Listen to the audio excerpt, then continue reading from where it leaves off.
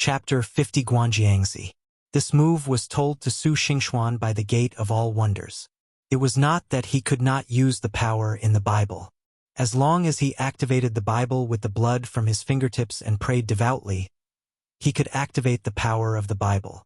However, this power was only useful against evil spirits and demons and had no effect on humans.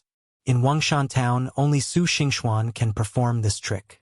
It's not because of anything else, but because the influence of the Western Church in this world is too small and too remote. The people in Wangshan Town may not have even heard of it. This Bible is given to them. They only know how to activate it with blood, but they don't know how to pray. Soon, everyone in Wangshan Town saw Su Xingxuan make a very strange gesture. He nodded between his eyebrows and shoulders, put his hands together, and silently said, "In the name of the Father, the Son, and the Holy Spirit, Amen." With this prayer, the Bible on Su Xingxuan's chest suddenly emanated a fiery power, and a dazzling white light shot up into the sky. The entire Wangshan Town could see the rising beam of light, and even outside of Wangshan Town it could be faintly seen. In Ningguo Mansion, a sloppy old Taoist suddenly opened his eyes, looked in the direction of Wangshan Town, frowned slightly, stretched out his greasy palm and began to calculate. Strange. Ningguo Mansion is a remote area in Dian, with thin spiritual energy and few masters. Why are there so many strange things happening recently? Looking at the brilliance, it seems to be the light power of the Western Church. Could it be that the Western Church has begun to infiltrate Ningguo Mansion? Forget it, look at that brilliance, it's not the old guys from the Holy See who have come out. Let Ningguo Mansion's own people take charge. However, I don't know if this light is any different from the previous anomaly. Let's go and take a look. As soon as the old Taoist priest finished speaking, he disappeared around the corner of the street. No one around him noticed this, as if the old Taoist priest was not there at all. At the same time, the night incense lady who was pouring night incense in Wangshan Town was suddenly stunned. She frowned at the white light and said, "The Holy See? When did the Vatican arrive in Wangshan?" He hesitated for a moment, and it was during this hesitation that the white light dissipated. However, in the charity cemetery, a white light shot up into the sky, and then seemed to shrink, turning into a fist-sized cross of white light that fell into Su Xingxuan's hand. Seeing this, Su Xingxuan immediately shot towards Mu Lianhe, who was still casting a spell. This power, how could it be? How could there be such pure and extreme yang power? Looking at the cross of light that was only the size of a fist, Mu Lianhe's face suddenly changed. His voice became sharper, and he retreated quickly with fear. However, no matter how fast he retreated, he could not avoid the speed of this light. There was a scream, and the cross suddenly fell on Mulian's body. It was like a branding iron meeting ice water. A puff of green smoke emanated from Mulian's body. Then, Su Xingxuan saw a black shadow whooshing out from Mulian's body and escaping into the distance. The speed was so fast that if Su Xingxuan had not been sure that he saw it, he would have thought it was an illusion. As the black shadow disappeared, Mu Lianhe's screams stopped abruptly, and his body softened and he fell to the ground. Seeing this, Su Xingxuan knew that Mu Lianhe's art of summoning gods had been broken by him. As the saying goes, it's better to strike while the sick are weak. Su Xingxuan immediately took out a yellow talisman from his arms, moved it slightly, and used his magic power to drive the yang fire, which shot towards Mu Lianhe. Just as the talisman fire was about to hit Mu Lianhe, a figure suddenly flashed out from the crowd. The speed was so fast that Su Xingxuan only saw a flash of apricot yellow light. The man was already standing in front of Mu Lianhe. With a wave of his sleeve, the talisman fire was swept aside and dissipated. Only then did Su Xingxuan see the man clearly. He was wearing an apricot yellow Taoist robe and a purple gold crown on his head. He looked to be in his early 40s with long flowing beard, holding a whisk in his hand, wearing 7-star shoes on his feet, and an 8-diagram belt around his waist. He was Guanjiangzi, the abbot of Sanqing Temple, who was known as the #1 master in Wangshan Town. Looking at Guanjiangzi, who was blocking Mu Lianhe's way, Su Xingxuan couldn't help but frown and said in a deep voice, Master Guanjiangzi has come to visit me. I'm sorry for not welcoming you. However, today is the day when I will be battling with your disciple. Isn't it inappropriate for you to do this? Or are you from the Sanqing Temple trying to bully me by force and openly defying the rules set by the Taoist ancestors? Facing Su Xingxuan's rather unkind words, Guanjiangzi was neither angry nor upset. Instead, he smiled slightly, looking innocent and experienced, which made people feel good about him. He waved the whisk in his hand, bowed and said, Master Su, you are joking. The battle of Dharma was decided by the Taoist ancestor. I am just a country boy. How dare I disobey it, let alone bully others with my power? This bad disciple of mine is extremely naughty. He relied on his Taoist skills to disrespect Manor Master Su. It's because I didn't teach him well. I would like to apologize to Manor Master Su first, Guanjiangzi said as he bowed deeply to Su Xingxuan. Seeing this, Su Xingxuan quickly moved away. A gleam flashed in his eyes and he said, Master Guanjiangzi, please don't do this.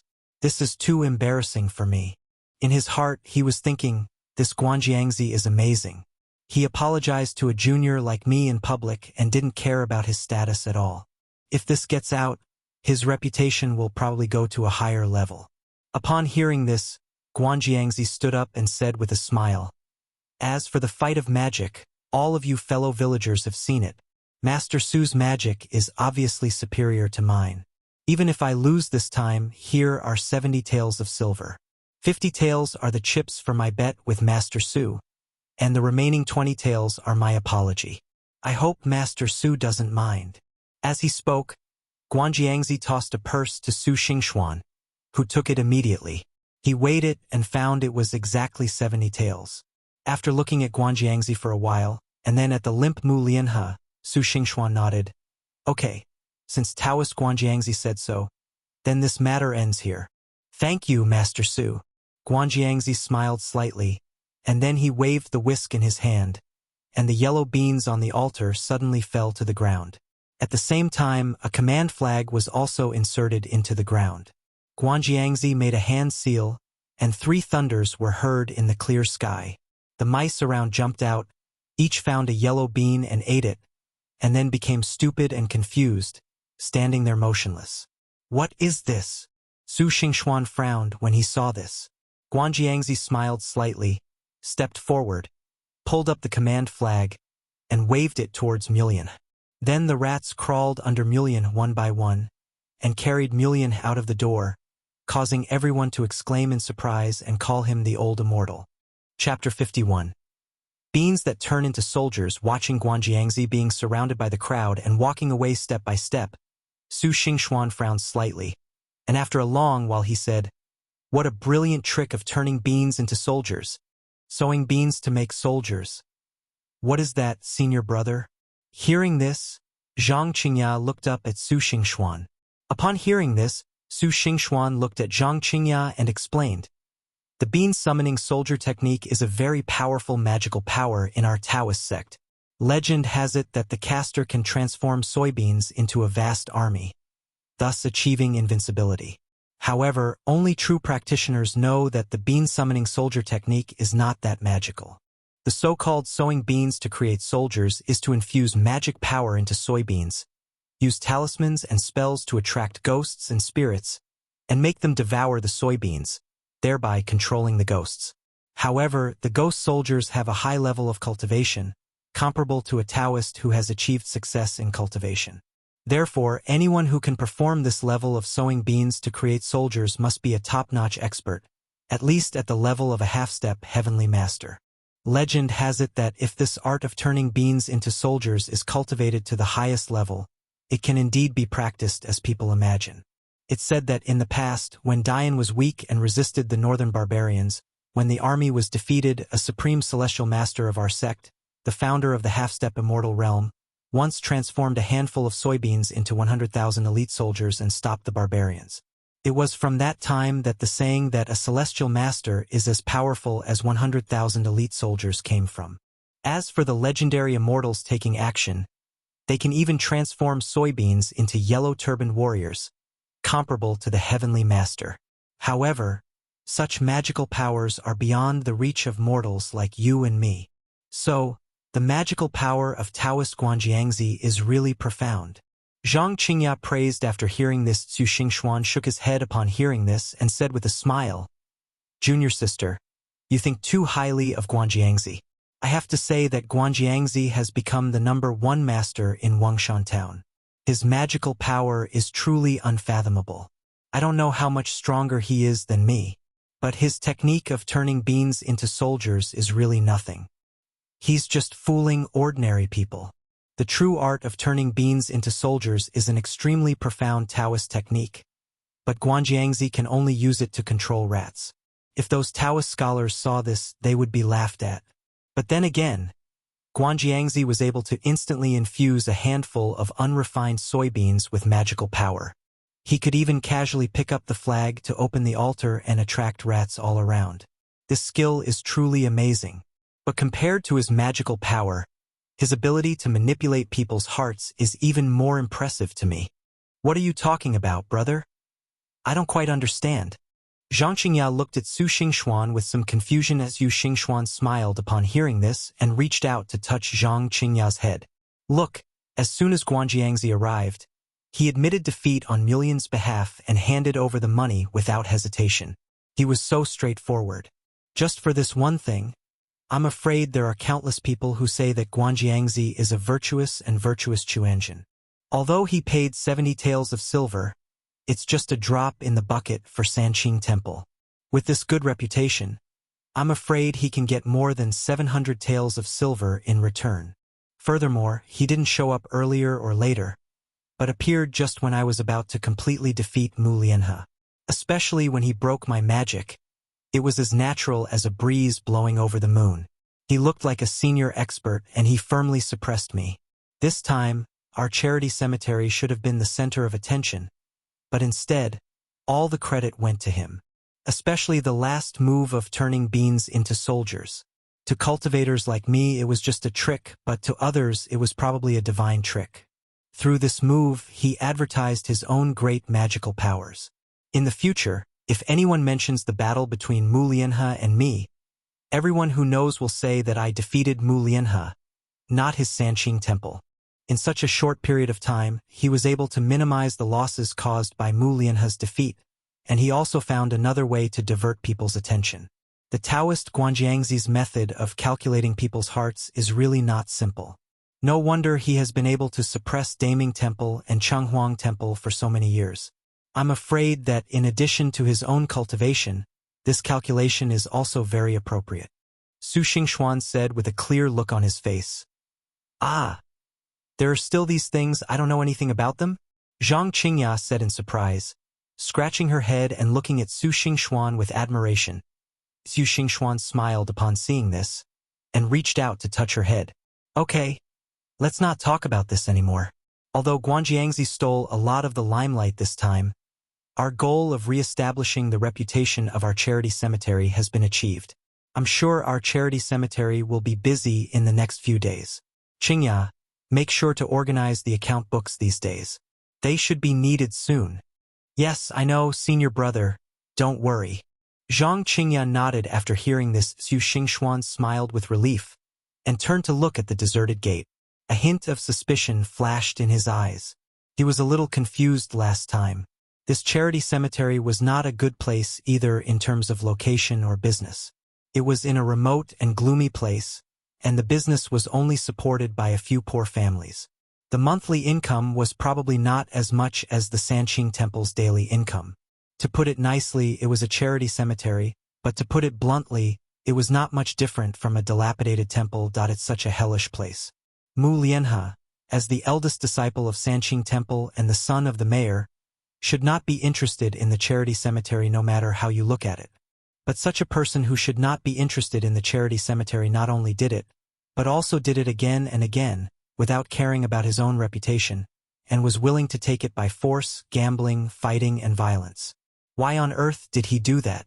Could it be that there is something about Zhang Jiai's Wang that I don't know about? Looking at the dilapidated charity cemetery in front of him, Xu Xingxuan carefully recalled the circumstances before Zhang Danian's death.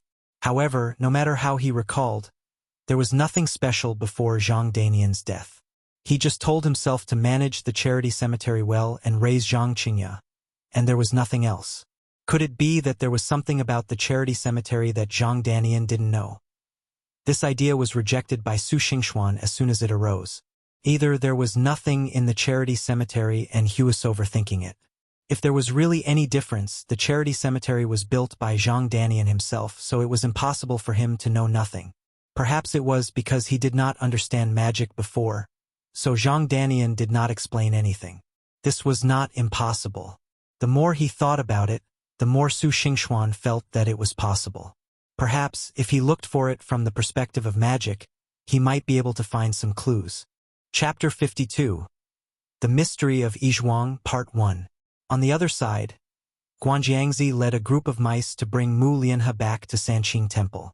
He bowed to the group of people following behind him and said with a kind smile, "Thank you all for seeing me off. It's getting late now and I've already arrived. I'd rather you go back. I'd feel bad if you were tired and left me late." After hearing this, the crowd gradually dispersed.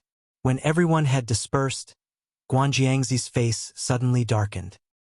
He looked at Mu Lianhe who had fainted, his face full of murderous intent. There was no trace of Chuanjin Dao left. As if they sensed Guanjiangzi's displeasure, the well-organized group of mice suddenly became chaotic, spit out soybeans, and fled in all directions. The soybeans fell to the ground and instantly turned into ashes and dispersed. Guanjiangzi turned a blind eye to this. He stepped forward with a gloomy face and slapped Mu Lianhe on the back. A stream of magic power flowed from his back into his limbs and bones. Mu Lianhe coughed lightly, slowly opened his eyes, looked at Guanjiangzi dazedly, and shouted, "Master! Master! Do you still see me as your master?" Seeing Mu Lianhe wake up, Guanjiangzi snorted coldly, walked into the back hall of Sanqing Temple with his hands behind his back, and sat down on the armchair with a bold move. Mu Lianhe finally reacted and shook his head. Even though he had performed the technique, he still felt dizzy. This was the aftereffect of performing the technique of summoning the spirits. After all, he was still a cultivator, so even if his limbs felt weak, he was not as weak as an ordinary person. He could still walk a few steps and said to Guanjiangzi, "Master, please don't be angry. I was wrong this time. I have embarrassed you. Please forgive me." "Forgive me?" Guanjiangzi glanced at Mu Lianhe, took a sip of the tea beside him, and sneered, "If I hadn't happened to be there today, I'm afraid my Sanqing Temple's reputation would have been completely destroyed by you. After years of practice, you can't even deal with a country bumpkin. But that's all right. After all, there are always people who are better than you. When it comes to fighting, you can't just generalize. I'm not that petty. Thank you, Master. Thank you, Master." Mu Lianhe smiled when he heard this. "Thank me? You should thank me later. I haven't said I forgive you yet." Looking at the happy Mu Lianhe, Guanjiangzi chuckled and said with a hint of sarcasm. Mu Lianhe frowned when he heard it, and a hint of displeasure flashed in his eyes. "If you just lost the fight, victory and defeat are common in the military, and I wouldn't say anything. But your mistake is that you don't know what secrets are hidden in the Zhang family charity cemetery. What is your intention in hiding it?" Guanjiangzi's face suddenly changed. His voice rose several degrees, and he slammed the cup in his hand heavily on the table. There was a loud bang, and it smashed to pieces in an instant. Mu Lianhe did not expect Guanjiangzi to suddenly attack him. He was shocked and looked at Guanjiangzi fiercely. He saw that Guanjiangzi's eyes were like knives, looking at him with a cold light. He shuddered and lowered his head. His eyes darted around and he forced a smile. "Master, what are you talking about? As your apprentice? Why don't you understand? What secret of Zhang family charity cemetery? Isn't that just a broken charity cemetery? What kind of secrets could there be? Master, you are worrying too much. That's me. I'm thinking about becoming a master soon, and I want to show you some achievements. If I can become the head of a family, it will be an honor for you, Master. You worry too much. Too much," Mu Lianhe said with a wry smile, cold sweat on his forehead. Seeing this, Guanjiangzi sneered, took out a handkerchief and wiped his wet hands, saying with a half-smile, Xiaomu, Xiaomu, your master has watched you grow up. From childhood to adulthood, your strengths and weaknesses are known to me even better than your father. You rely on your status as the mayor's son, and you seem to be overconfident. That charity cemetery is poor and remote, supported by a few poor families. I'm afraid even beggars in the prosperous areas of town would look down on it, yet you keep trying to get your hands on it. Now you say you want to make achievements and become the head of the family to bring honor to me. I believe you, but can you believe it yourself? Or, the mayor's son, do you no longer take me, an old Taoist priest, seriously? Guanjiangzi said this with a slight shake of his hand. Mu Lianhe's eyes changed instantly, first startled, then delighted. Master, did you succeed? In response to Mu Lianhe's words, Guanjiangzi just smiled and said nothing, looking at him quietly. Seeing Guanjiangzi's indifferent look, Mu Lianhe rolled his eyes and said with a smile, Master, look at you. Your disciple was just joking with you. Why did you take it seriously? Isn't it okay for me to tell you right now? Actually, from the very beginning, I never thought of hiding it from you, old man. I just thought that after this matter was done, I would give you a surprise. I didn't expect that you noticed it first. No wonder they say that old ginger is more experienced. Old man, you are really perceptive. Mu Lianhe gave Guanjiangzi a thumbs up and said with a flattering smile. In response, Guanjiangzi's expression remained unchanged as usual. Mu Lianhe didn't mind and continued. The thing is, didn't I go to Ningguo Mansion some time ago? During this trip, I stumbled upon a piece of news. It turns out Zhang Danian is indeed a descendant of the Longhu Mountain Tianshi sect. Oh! After hearing about the Dragon Tiger Mountain Heavenly Master's teachings, Guangyangzi finally reacted and glanced at Mu Lianhe. Go on. Yeah. Mu Lianhe nodded repeatedly. It is said that Zhang Danian is not only a member of the Longhu Mountain Tianshi sect, but also the head of one of its branches. As you know, the Tianshi sect is a large and powerful organization. In addition to Zhang Tianshi's direct lineage, there are many other branches. The big ones can compete with the direct lineage, and the smaller ones have few successors. Zhang Danian must be the head of one of these small branches. It's said that Zhang Danian was injured and disheartened by a disagreement with a certain faction within the Tianshi sect. He left Longhu Mountain and traveled all the way to our Wangshan town, hiding his identity and establishing the Zhang family charity hall. Although Zhang Danian is only the head of a small branch of the Tianshi sect, as the saying goes, a lean camel is bigger than a horse. Even if this is just the inheritance of a branch of the Tianshi sect, it is a great help to us. Also, I heard that Su Xingxuan has no magical power, and I think Zhang Danian probably didn't pass on the inheritance of the Heavenly Master sect to him. That's why I want to seize the Zhang family charity manor to see if I can find the inheritance left by Zhang Danian. If I can find it, maybe there is a way to become a Heavenly Master among them.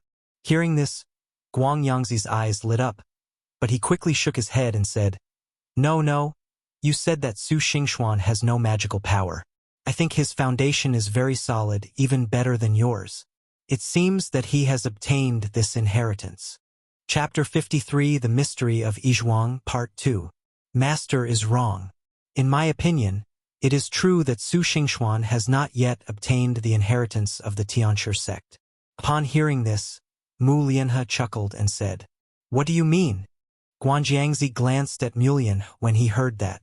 In fact, when I discovered that Su Xingxuan wasn't as powerless as I thought, I was wondering if he had inherited the Celestial Master Sect's legacy. However, after fighting him, I realized that Su Xingxuan probably hadn't inherited the Celestial Master Sect's legacy. Although I lost consciousness after summoning the spirit, based on what happened later, I can probably deduce that Su Xingxuan's method isn't from the Celestial Master Sect. Master is knowledgeable and should be able to recognize which lineage of Taoist magic Su Xingxuan uses. Hearing this, Guanjiangzi thought about Su Xingxuan's spellcasting, frowned, and nodded.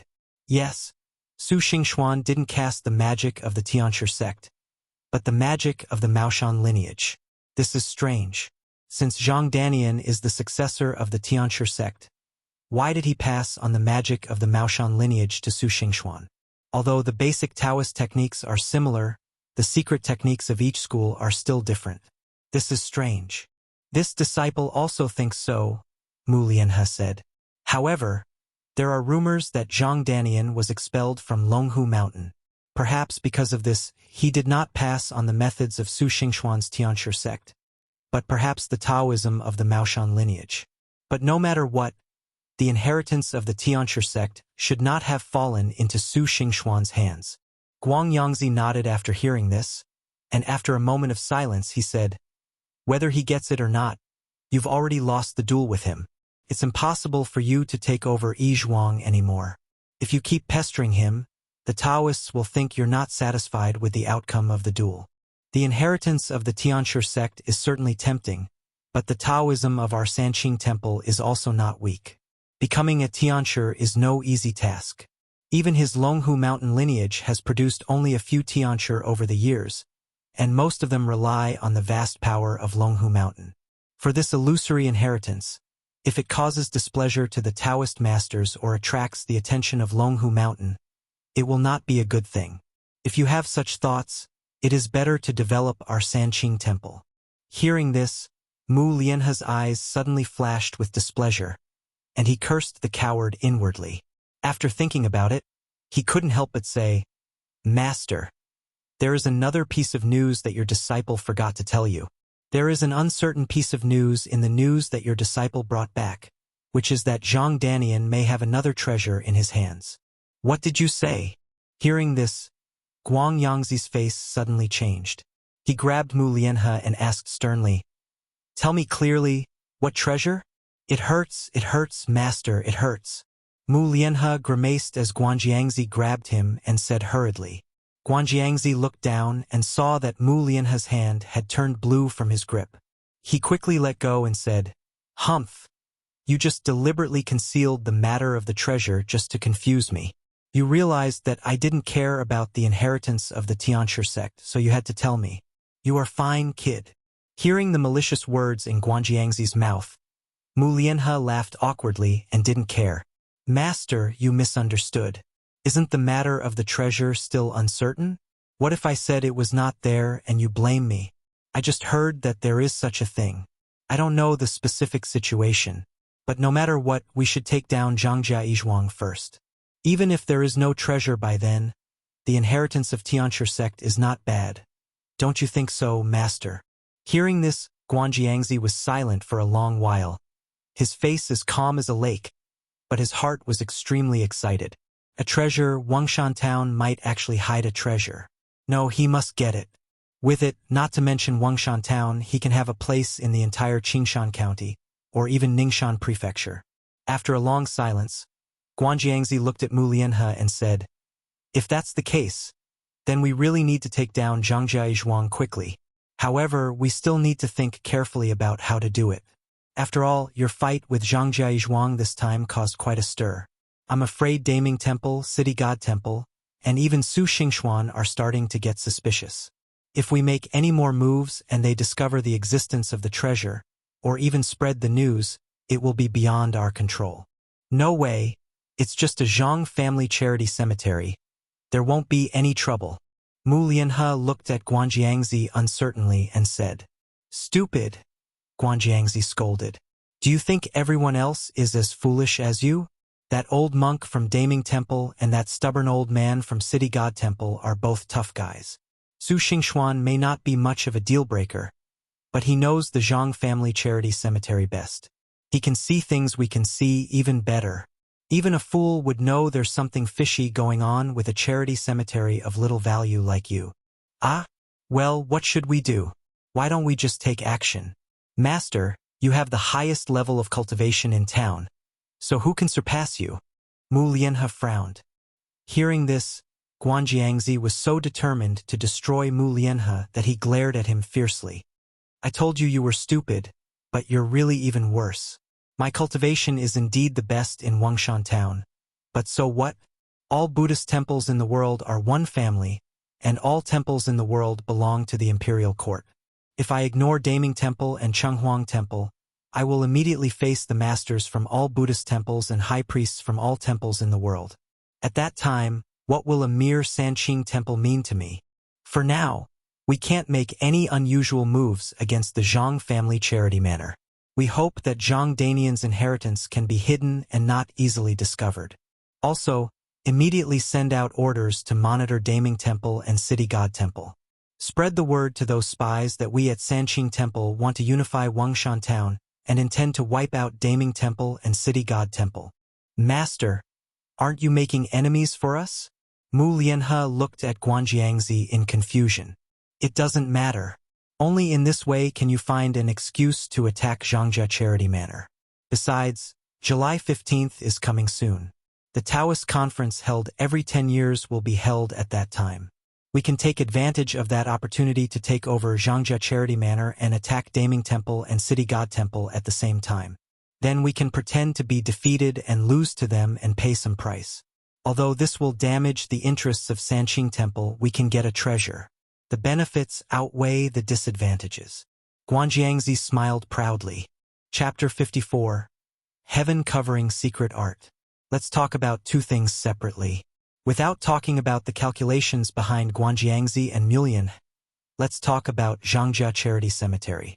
Su Xingxuan thought about it and felt more and more that Mulian's intentions towards the charity cemetery had other reasons, especially now that Su Xingxuan has practiced Taoism. He also knows that Zhang Danian is definitely not a person who deceives gods and ghosts and is unlearned. Although it is unclear whether he is the descendant of the so-called Tianshi sect, he is at least proficient in magic. This can be seen from the fact that the quality of some magic weapons is better than those in Uncle Joe's hands. Thinking of this, Su Xingxuan immediately began to prepare to open his third eye. Since he could not see anything with his ordinary eyes, it must be because Zhang Danian had set up an illusion. Fortunately, although the charity cemetery was poor, it had one thing in common. All kinds of Taoist instruments and materials were available, not to mention that all that was needed to open the third eye was rootless water and pomelo leaves. Su Xingxuan quickly found the two materials from the charity cemetery's warehouse. He first immersed the pomelo leaves in the rootless water, then drew a few strokes in the air to inject his magic power into them.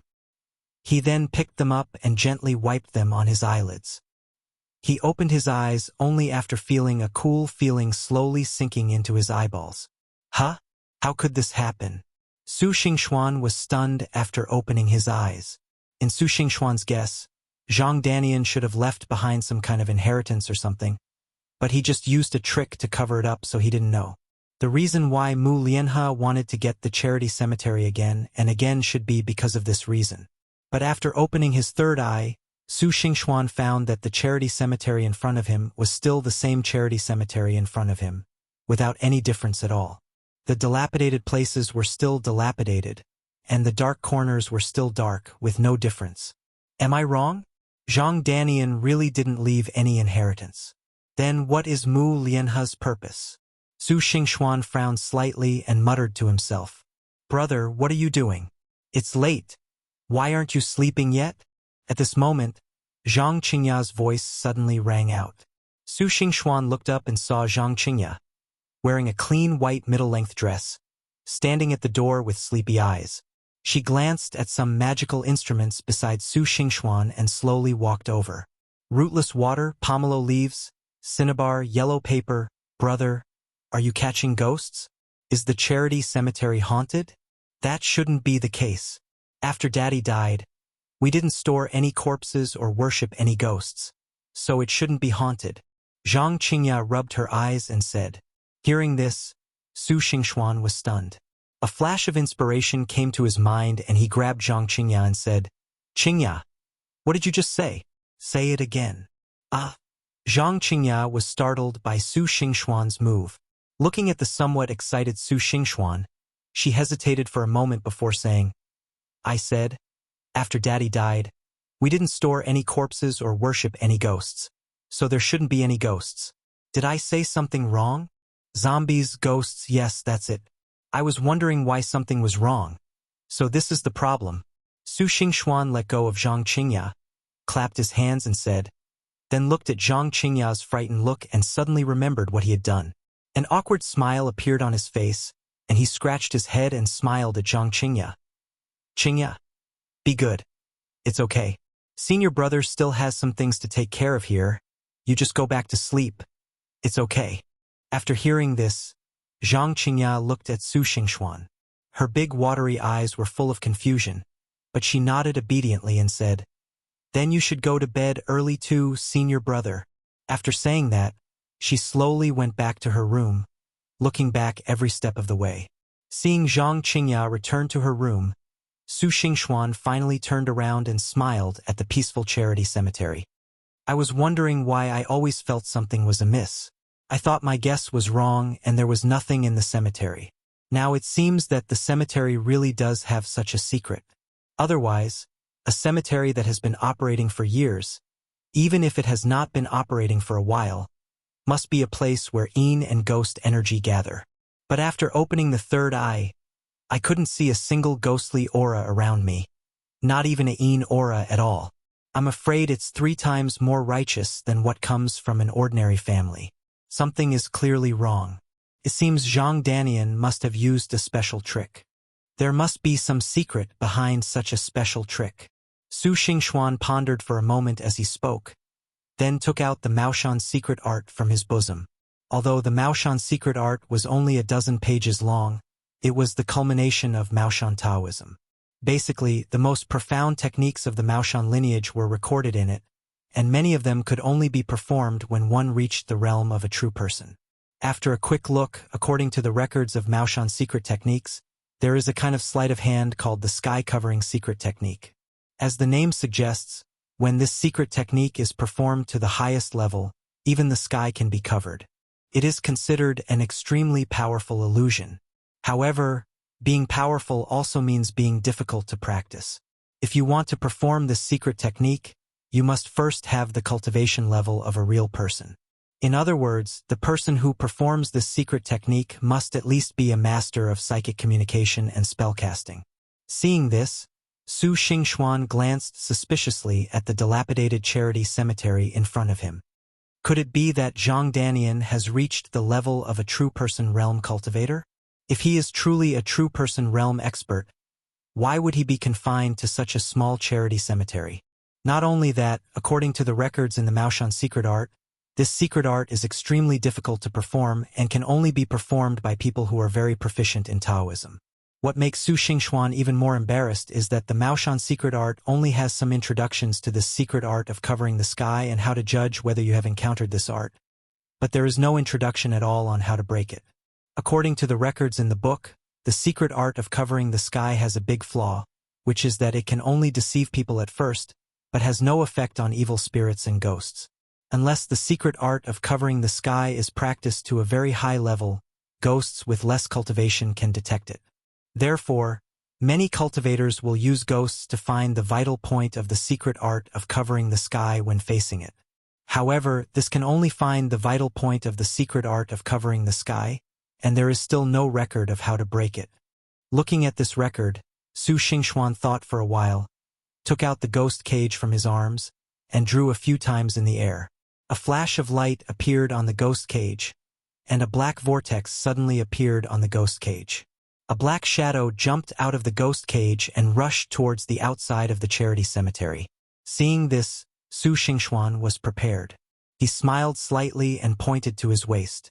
Suddenly, a red rope shot out and rushed towards the black shadow like a dragon. It arrived first and had already wrapped around the black shadow before it could react. Ah was heard from the air, and the black shadow fell down in an instant. Chapter 55 Dong Xiaoyu. This black shadow was none other than Dong Xiaoyu, whom Su Xingxuan brought back from Mr. Zombie's world. Dong Xiaoyu was seriously injured by Uncle Joe before, and Su Xingxuan took advantage of her unpreparedness and locked her in a ghost cage. He originally planned to use Dong Xiaoyu to build momentum and show that he could drive away corpses and catch ghosts and revitalize the charity cemetery. However, after the battle with Mu Lianhe, this was no longer necessary. Su Xingxuan also planned to send her to the underworld when the Ghost Gate opened on July 15th, so as to accumulate merit. Now that he discovered that ghosts could discover the location of the secret art of covering the sky, Su Xingxuan immediately thought of Dong Xiaoyu. If he had released Dong Xiaoyu before, Su Xingxuan might have been a little afraid. After all, Dong Xiaoyu was a female ghost that even Uncle Jiu had to spend a lot of effort to capture. She was at the level of qi circulation at least. If he confronted her head-on, he might not be her opponent. But now Su Xingxuan has a red rope in his hand that is stained with the blood of Ziyun Gong's crown, which can be said to be the nemesis of ghosts. Unless Dong Xiaoyu's cultivation level is improved to a higher level, he will not be able to turn the tide when facing such a counteracting thing. Damn Taoist priest, what do you want? Dong Xiaoyu's feet were tied up by a red rope. The exorcism power on the rope was like a branding iron when it met the ghost energy on her body, emitting red rays of light. The pain made Dong Xiaoyu's face twisted, and her rotten face became even more hideous and terrifying after being twisted. Facing Dong Xiaoyu's roar, Su Xingxuan smiled faintly. Miss Dong, I have no intention of making things difficult for you. You are actually a good ghost. You gave yourself to my senior brother for the favor of burning an incense stick for you. I truly admire this friendship. However, humans and ghosts are on different paths. You should know that by being with him, you will only absorb his energy. That is because he is a cultivator, not an ordinary person. Otherwise, if you had sex once, he would have been sucked dry by you. Qiu Shang. Dong Xiaoyu's struggles became less intense after hearing Su Xingxuan's words, and a trace of resentment flashed in her eyes. If it weren't for the half of her face that was rotten and hideous, it would have been hard to say more. Seeing this, Su Xingxuan sighed. Don't blame me. Humans and ghosts are on different paths. You'll only hurt him if you stay with him. I'm grateful to you and have no intention of harming him, so I didn't do anything to you. I brought you back because I felt sorry for you being a lonely ghost, exposed to the wind and sun, and you might die at any time. It would be better to capture you and send you to the underworld when the gates of hell open on July 15th. You still have a chance to be reincarnated. Reincarnation. Hearing this, Dong Xiaoyu looked at Su Xingxuan suspiciously. That's right, but before that, there's something I need your help with, Miss Dong. Su Xingxuan nodded. Humph. I knew there was no free lunch in the world. You just wanted to trick me into doing something for you. Dong Xiaoyu snorted coldly. Miss Dong, you really misunderstood me. Su Xingxuan shook his head, not at all bothered by Dong Xiaoyu's bad face. I never meant to use Miss Dong. At the beginning, I did want to help you reincarnate, but now I've encountered some problems, so I want to ask Miss Dong for a favor. As for lying, haha, to put it bluntly, I am now the knife and the chopping board, and Miss Dong is the fish. If I really wanted to control Miss Dong, I would send a yellow talisman. Miss Dong, can you resist this? Dong Xiaoyu frowned when she heard this and glanced at Su Xingxuan. Tell me, what do you want me to do? That's straightforward. Su Xingxuan smiled and pointed at the charity cemetery. Actually, what I want Miss Dong to do isn't very difficult. I just want Miss Dong to help me find something wrong or strange about this charity cemetery. Just point it out to me. Is it that simple? Dong Xiaoyu looked at Su Xingxuan suspiciously. Su Xingxuan nodded affirmatively and said with a smile, It's that simple. Dong Xiaoyu looked at the red rope on her foot when she heard that. Su Xingxuan smiled and reached out to shake the red rope lightly. The red rope returned to Su Xingxuan's waist like a dragon returning to the sea. Aren't you afraid that I will run away? Seeing that Su Xingxuan took back the red rope so easily, Dong Xiaoyu glanced at Su Xingxuan and asked tentatively, It doesn't matter. Su Xingxuan shrugged and pointed at the red rope.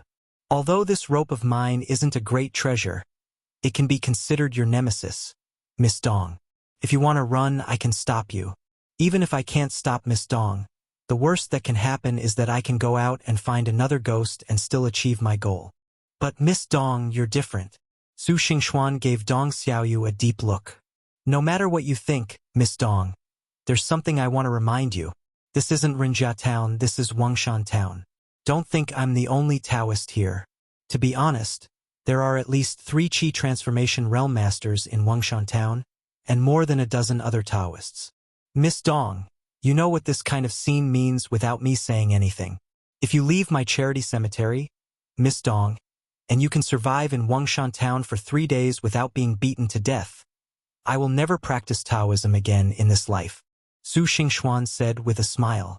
Hearing this, Dong Xiaoyu was shocked. She was not an ignorant person who knew nothing. Naturally, she knew what the scene Su Xingxuan mentioned represented.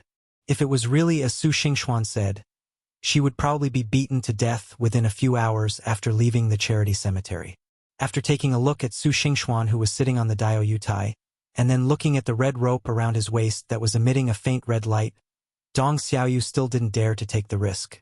She opened her ghost eyes and looked carefully at the charity cemetery, the gate, the courtyard, the lobby, the statue of the ancestor, and so on, the statue of the ancestor.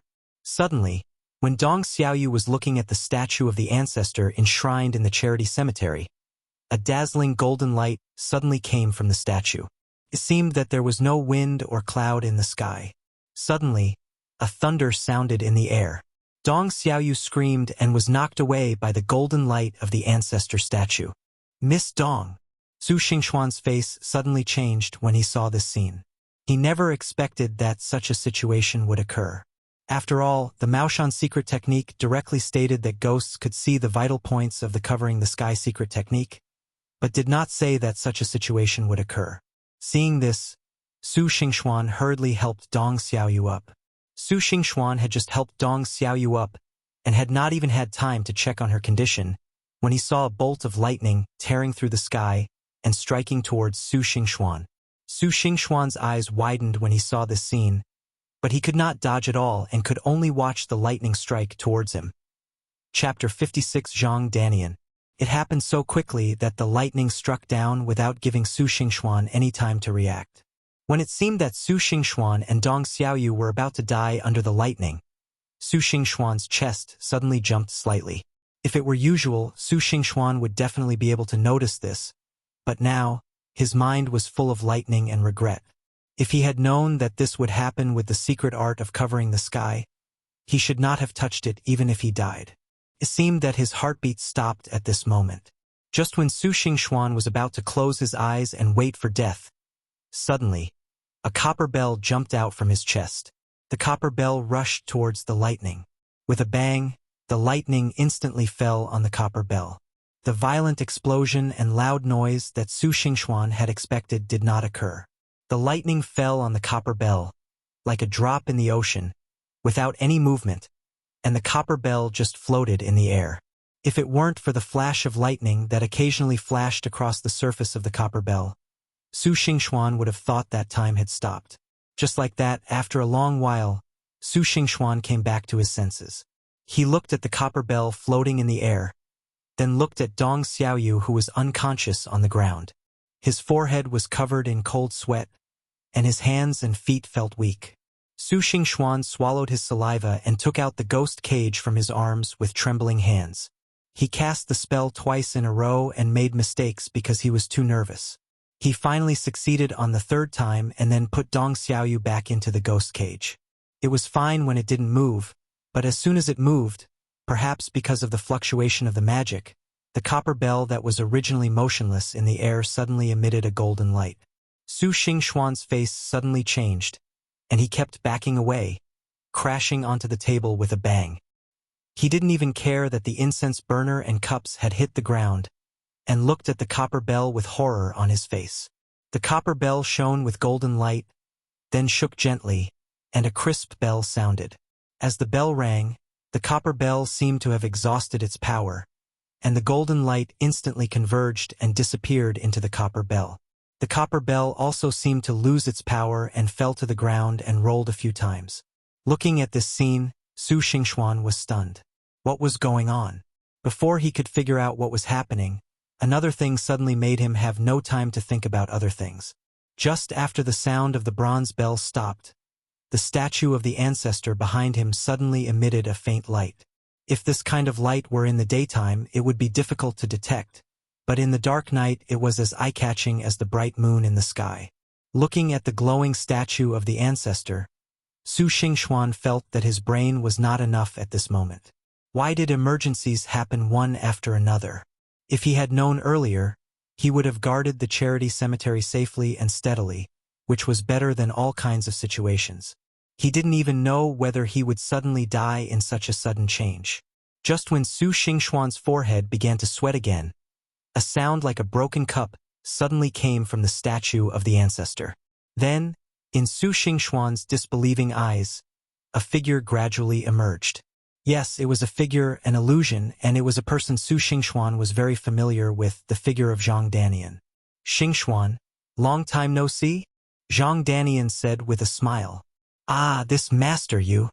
Looking at Zhang Danian, who suddenly appeared, Su Xingxuan's brain seemed to be stuck. He stammered and couldn't say anything for a long time. Since you can see the circular light phantom I left behind, I believe you have entered the spiritual realm and have achieved the level of a real person. Although I don't know where you achieved this, since you can see this, it means you have reached the level of a real person. Zhang Danian said with a smile. Circular light phantom? Su Xingxuan was stunned when he heard this, and then he remembered that it was recorded in the Maoshan secret technique that Taoism had a secret technique called round light illusion, which was a secret technique performed by people with profound cultivation in order to pass down Taoist techniques just like modern film and television recordings. In other words, the Zhang Danian in front of him was not the real Zhang Danian, but just an illusion left by Zhang Danian. Since you have already achieved the cultivation of a real person, there are some things you should know. All along, your master has claimed to be the successor of the Longhu Mountain Tianshi sect. You always don't believe it, perhaps because you think your master's cultivation is too low. In fact, there are things you don't know. Zhang Danian said. In fact, this master is indeed the 37th generation descendant of the Longhu Mountain Tianshi sect. Moreover, this master is not only an ordinary disciple of Longhu Mountain, but also the head of the Yinyang Dao lineage of the Tianshi sect. The Tianshi sect is a complex and complicated sect, with its various factions vying for supremacy. The Yinyang Dao that I, the master, preside over is not the mainstream within the Tianshi sect, but a minor sect. However, my Yinyang Dao was once a very glorious branch within the Tianshi sect. Unfortunately, times have changed and my descendants are unfilial, so it has gradually declined. 20 years ago, the Yinyang Dao was passed down to me.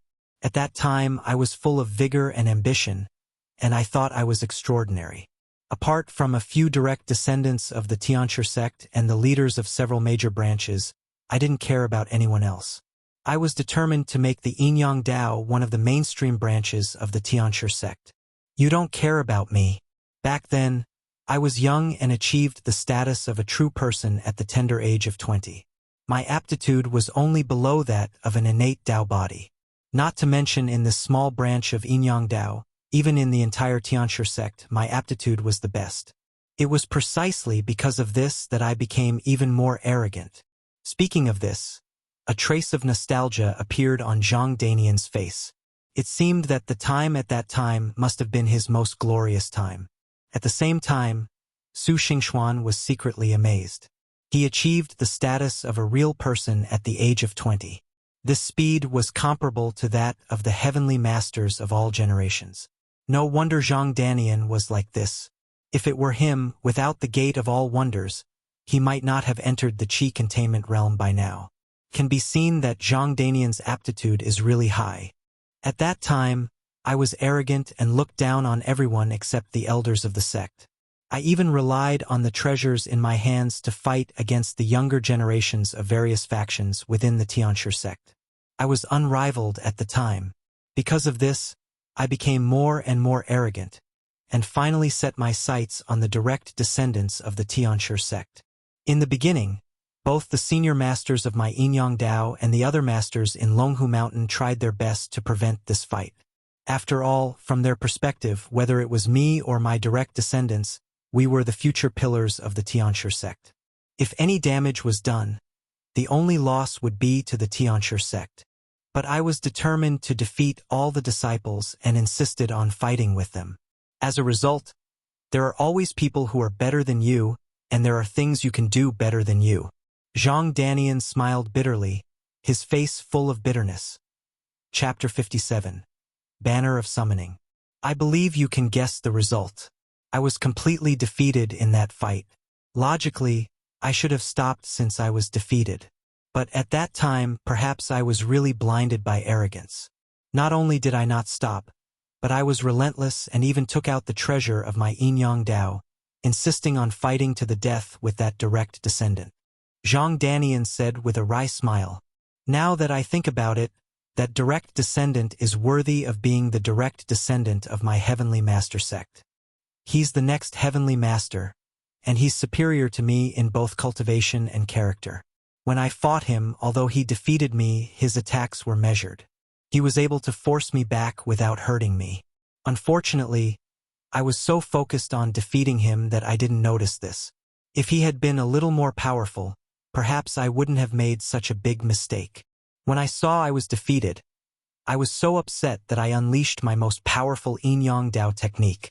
Neither the direct descendant nor the senior teachers in the sect could have imagined how competitive I was, let alone that I would actually use such a forbidden technique on my own people. If the direct descendant hadn't been protected by the most precious treasure of our Tianshi sect, and if the ancestor of the sect, who had reached the Tianshi realm, hadn't sensed something was wrong and intervened in time, I'm afraid the direct descendant of our Tianshi sect would have died at my hands." Speaking of this, Zhang Danian's face still had a trace of fear. Although Su Xingxuan had never seen it, when the Heavenly Master attacked, the Heavenly Master's most precious treasure had to be used to protect him. It was obvious that the situation must have been very tragic. But even so, the direct descendant will probably need several years of recuperation to recover. My most precious treasure of the yin-yang Dao was destroyed in my hands, and I suffered a backlash. My cultivation level will not improve at all in this lifetime, and my lifespan will be greatly reduced. I won't even live past the age of 50. Seeing how miserable I was, the elders in my sect were compassionate and didn't do anything to me. But I, firstly, destroyed the sect's treasure, secondly, seriously injured my fellow disciples, and thirdly, harmed myself. How could I have the face to stay in Longhu Mountain? So 20 years ago, I insisted on going down the mountain, hiding my identity, and came to Wangshan town and married your master's wife. Unfortunately, I was born with bad luck, and your master's wife died young, leaving Qingya alone and helpless. Now I am gone too, so I can only rely on you. A trace of regret flashed in Zhang Danian's eyes, which showed that he must have felt bad all these years. After a while, Zhang Danian finally recovered. He rubbed his eyes as if to cover up his mistake and said with a smile, "But it's all right now. Since you can see the circular light phantom, it shows that you have achieved the realm of a true person. In the past, I read your fortune and found that you were born with a connection to Taoism. However, your meridians had not fully grown before you were 18 years old. For some reason, I couldn't teach you the Tao. I originally wanted to teach you after you turned 18, but unexpectedly my lifespan came to an end. I only knew that you would become a Taoist in the future, so I left this circular light phantom. I guess you are almost 30 years old now, and Qingya should have grown up. I wonder if she has found a husband yet." Zhang Danian said with a smile. Hearing this, Su Xingxuan smiled. He was already 30 years old, but this body had just turned 18. However, according to Zhang Danian's calculation, it would take 10 years to achieve the status of an immortal realm. It can be seen that he had great expectations for himself. If he did not have the Gate of All Wonders, this would probably be the fastest he could achieve after practicing hard. It was also because Zhang Danian did not calculate that he would have the Gate of All Wonders, and also the treasure such as the soul-calming bell. He accidentally broke through the secret technique of covering the sky that could only be broken by the immortal realm. This could be regarded as God's will. Just as he was thinking, Zhang Danian stretched out his hand. In a flash of light, a prayer flag appeared in his hand. He reached out and touched the prayer flag, his eyes filled with nostalgia. He said, "Since you have already achieved the cultivation level of a true person, you are also qualified to inherit the Taoist methods of my yin-yang Dao. This soul-calling flag is the treasure of my yin-yang Dao. Now I will pass it on to you. I have also engraved various secret methods of my yin-yang Dao into it one by one. Now that you have achieved the cultivation level of a true person, you can slowly comprehend it on your own." As he spoke, Zhang Danian threw the soul-summoning banner in his hand. The shadow-like soul-summoning banner suddenly solidified as it left his hand and fell into Su Xingxuan's hand. Su Xingxuan took the soul-summoning banner, took a look at it and frowned slightly. This soul-summoning banner was clearly just a magic weapon. Although it was not bad and was considered a leader among magic weapons, it was not qualified to be the treasure of Yin-Yang Taoism with just such a magic weapon. At this time, Zhang Danian continued, "This soul-calling banner is the most precious treasure of my Yin-Yang Dao. Not only that, back then, this soul-calling banner was also one of the most valuable treasures in the Tianshi sect. It's a pity, alas, that our unfilial descendants have let this treasure fall into dust." Hearing this, Su Xingxuan's eyes lit up. Could it be that this soul-summoning flag has some hidden secret? Speaking of this soul-summoning banner, its original name wasn't actually called the soul-summoning banner. It's only now that it's been degraded that it's called the soul-summoning banner. Back then, when the first-generation ancestor of my Yin-Yang Dao wielded this item, it was still called the Netherworld 10,000 Bones banner. It was a legendary immortal weapon. During the invasion of the demon realm, Taoists and demons clashed, and the ancestor wielded this item to battle the evil spirits for 100 years, achieving great fame. Unfortunately, the Netherworld 10,000 Bones banner was damaged and degraded, transforming into the Taoist Yellow Springs banner. Afterwards, generations of ancestors wielded it to subdue demons and monsters, and when it came to me, it was downgraded to the pseudo-Taoist Blood River banner. In the battle 20 years ago, I released the power of the Blood River banner in order to win. If it weren't for the sect's ancestor, the Heavenly Master, who used a supreme treasure to destroy the Blood River banner, I'm afraid that the direct descendant would have died under the Blood River banner. But because of this, the Blood River banner was completely destroyed and directly fell to the realm of a magic weapon, turning into a soul-calling banner. I don't know how many years it will take to recover the realm of the first-generation ancestor. Zhang Danian felt both regretful and sorry when he mentioned this. Su Xingxuan was also shocked when he heard this, and touched the soul-calling banner in his hand. This thing was actually a fairy weapon in the past. He had heard Uncle Joe mention before that magic weapons are divided into 4 stages: ordinary, magical, and Taoist. Among them, treasure weapons are already very rare, and Taoist weapons are even rarer in the world. As for fairy weapons, that is something that even Uncle Joe has never heard of. And the one in his hand is actually a fairy weapon. Although it is only a fairy weapon in the past, Su Xingxuan has no doubt that if he takes it out, even the Tianshi sect will fight for it. Thinking of this, Su Xingxuan looked at Zhang Danian suspiciously. How could the people of Tianshi sect allow him to take away such a precious treasure? Is there something hidden in it? Chapter 58, Warming and Nourishing Method. Zhang Danian seemed to have anticipated Su Xingxuan's doubts. He smiled faintly and said, "You are now a true immortal. You must know that magical instruments are easy to obtain, but precious instruments are hard to come by. I don't know how many true immortals have never possessed a precious instrument in their entire lives. You must be wondering why this soul-calling banner was once an immortal instrument, and why the Heavenly Master sect didn't take it back, but instead allowed a sinner like me to bring it out. Actually, this has something to do with the soul-summoning banner's nurturing method. If the soul-summoning banner was the Blood River banner, I naturally wouldn't have brought it out. After all, the Blood River banner is a pseudo-Taoist artifact. Even for the Tianshi sect, a pseudo-Taoist artifact is not cheap. But the soul-summoning banner is different. It's a magical artifact, dispensable to the Tianshi sect. Of course, the soul-summoning banner was once an immortal weapon. If properly nurtured, it could one day regain its former glory. The Celestial Master sect is not unaware of this, but the method of nurturing the soul-summoning banner is far too difficult and lengthy. The expense would probably be enough for the Celestial Master sect to create a few more Taoist artifacts. As for restoring the soul-summoning banner to its former glory, even the Celestial Master sect wouldn't dare to even contemplate it. As the most important treasure of my Yin-Yang Dao, the soul-summoning banner naturally possesses extraordinary powers, but the method of nurturing it is extremely difficult.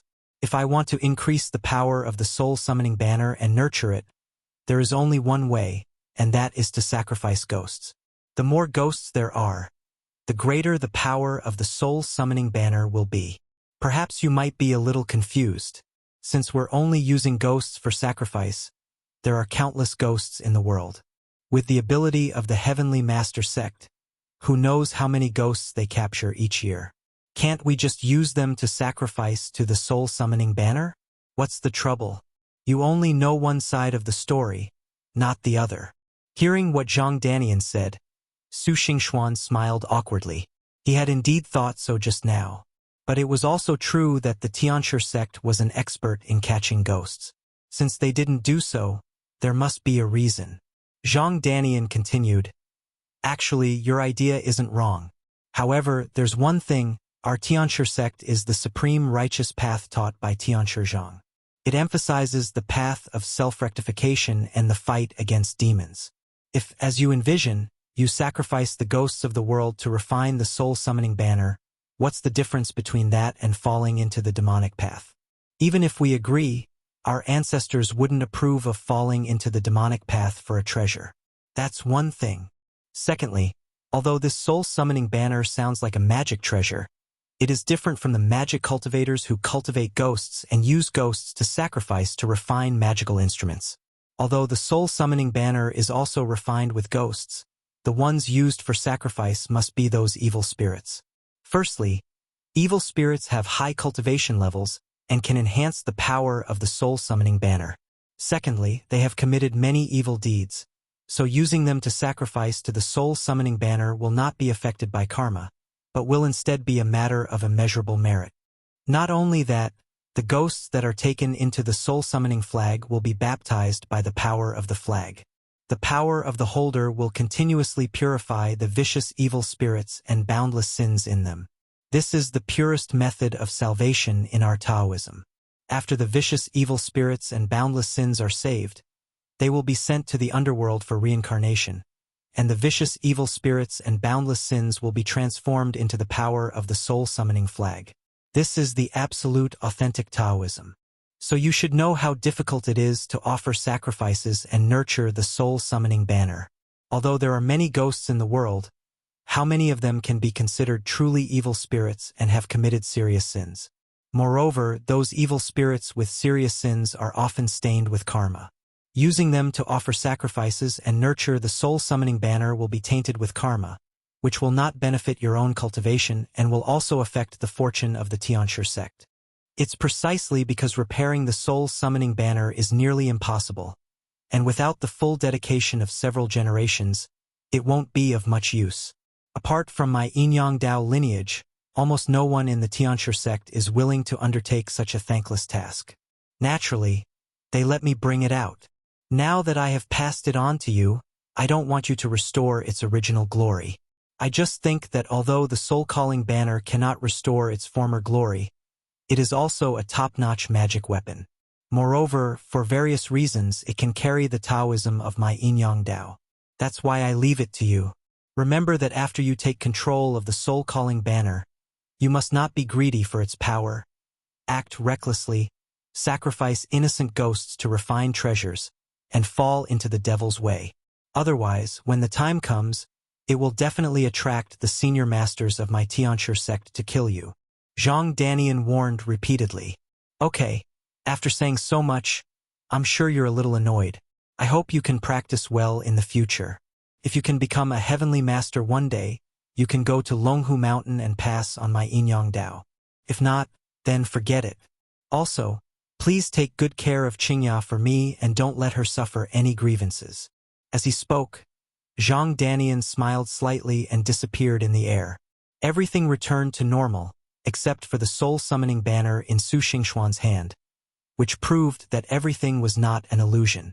Looking at the soul-calling banner in his hand, Su Xingxuan couldn't help but think that according to Zhang Danian's statement, it was actually not difficult to sacrifice and refine the soul-calling banner.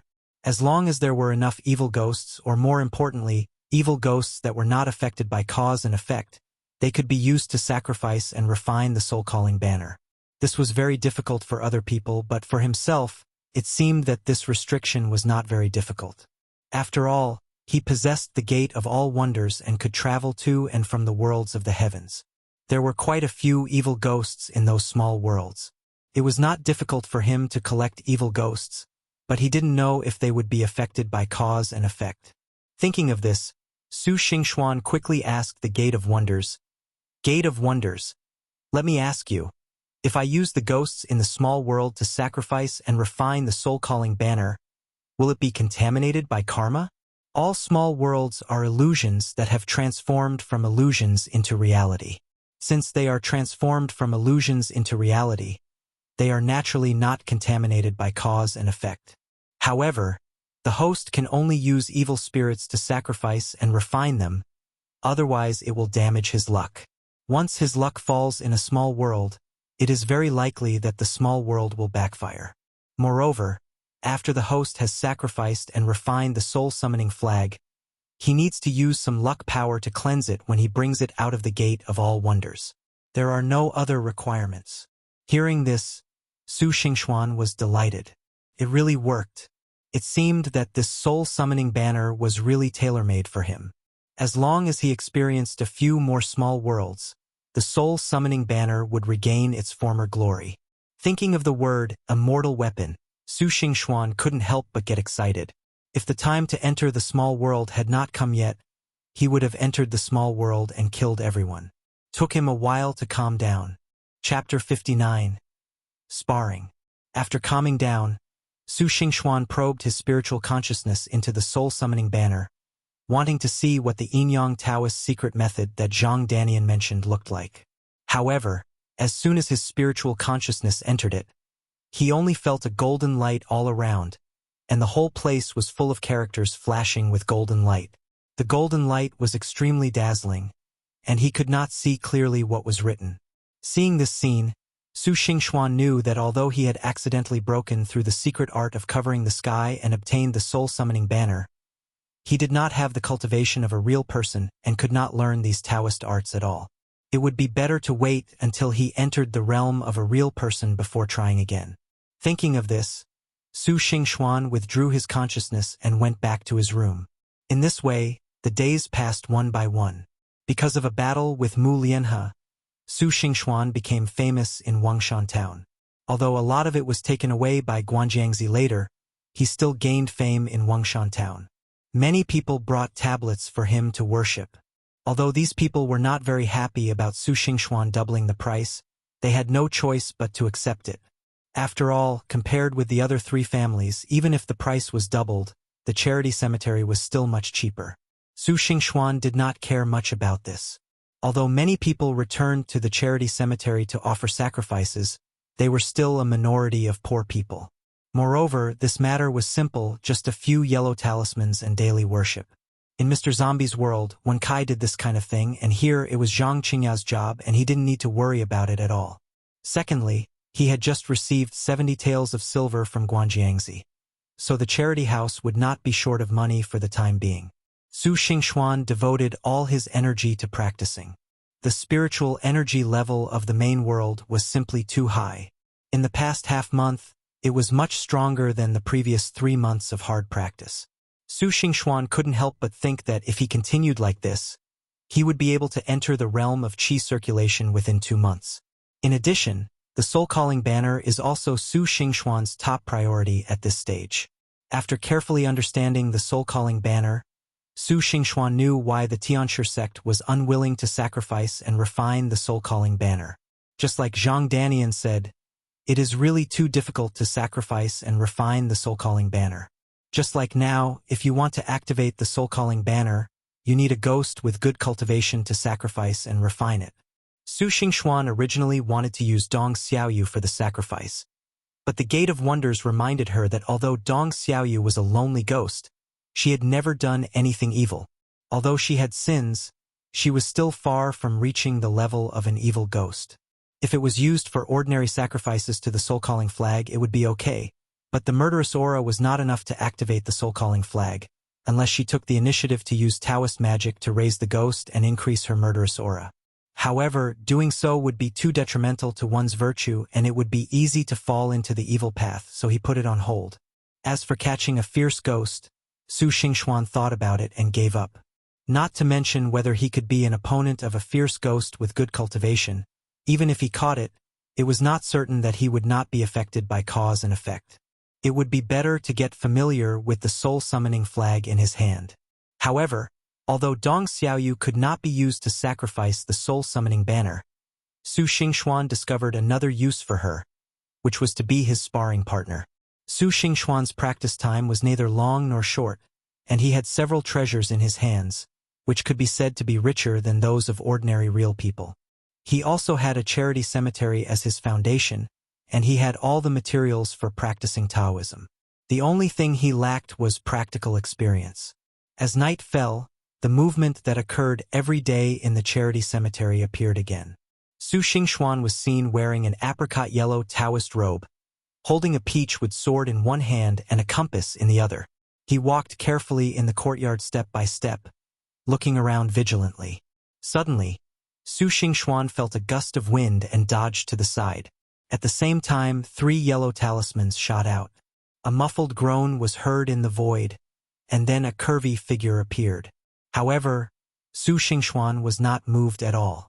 When the figure appeared, a braid like a steel whip shot towards Su Xingxuan like a dragon, with a sound of breaking through the air. After so many fights, Su Xingxuan naturally knew how powerful the braid was, but he took 2 steps back and danced with the peach with sword in his hand, making many sword flowers. These sword flowers were very different from those made by ordinary people. They floated in the air and formed a talisman to subdue demons. With a finger of Su Xingxuan, it hit the braid. With a bang, the braid flew back and the talisman turned into fragments and disappeared in the air. Seeing this, neither Su Xingxuan nor Dong Xiaoyu reacted at all. One of them shook his head violently, and his braid swam like a dragon, as if forming a fishing net in midair, covering the sky like an overwhelming force. The other one swung his sword in all directions, pointing fingers at the mountains and rivers from time to time, and swung out yellow talismans, which hit the braid and sparks flew. They fought back and forth, neither giving in at all. Suddenly, the long braid swept around the peach with sword like a snake. Seeing this, Su Xingxuan immediately stretched out his hand and made a seal, then pointed it hard at the peach with sword. A yellow light suddenly burst out from the peach with sword, and the long braid immediately emitted bursts of green smoke as if it was hit by a branding iron. But even so, the long braid did not retract. Su Xingxuan immediately thought that something was wrong. Before he could react, he heard a sound of breaking through the air and saw a flying head coming towards him. This was the first time that Dong Xiaoyu used the flying head technique after so many battles between the two. Seeing this, Su Xingxuan quickly dodged, but the long braid was like a python, moving up and blocking Su Xingxuan's retreat. Just as Su Xingxuan was about to be defeated, there was a swish sound, and a prayer flag swayed gently, flying in the air in a circle, instantly taking the flying head and Dong Xiaoyu into it. "Senior brother, are you using the soul-summoning flag to bully Sister Xiaoyu again?" Just when Su Xingxuan breathed a sigh of relief, Zhang Qingya's voice sounded from the side. Su Xingxuan turned around and saw Zhang Qingya standing beside him, grinning at him. When she saw him turn around, she stretched out her finger and scratched her face. "You promised not to bully others with magic weapons, but every time you're about to lose, you use the spirit-summoning flag. Shame on you." Being said so by a little kid, and a little beauty at that, Su Xingxuan felt a little embarrassed even though he was thick-skinned. He chuckled twice and pointed at the soul-calling flag. A puff of green smoke passed by, and Dong Xiaoyu was released. He then said to Zhang Qingya, I'm worried that Miss Dong might get hurt accidentally because she didn't catch it. I didn't say I wouldn't admit defeat. Seriously, you little girl, who is your senior brother? It's only been a few days and you're already talking to outsiders. Tell me, why did you have time to come and watch your senior brother and Miss Dong fight instead of studying hard today? Chapter 68 Dao Body. Humph, senior brother just likes to play rogue. He obviously can't beat Sister Xiaoyu, but he relies on the magic weapon to bully others.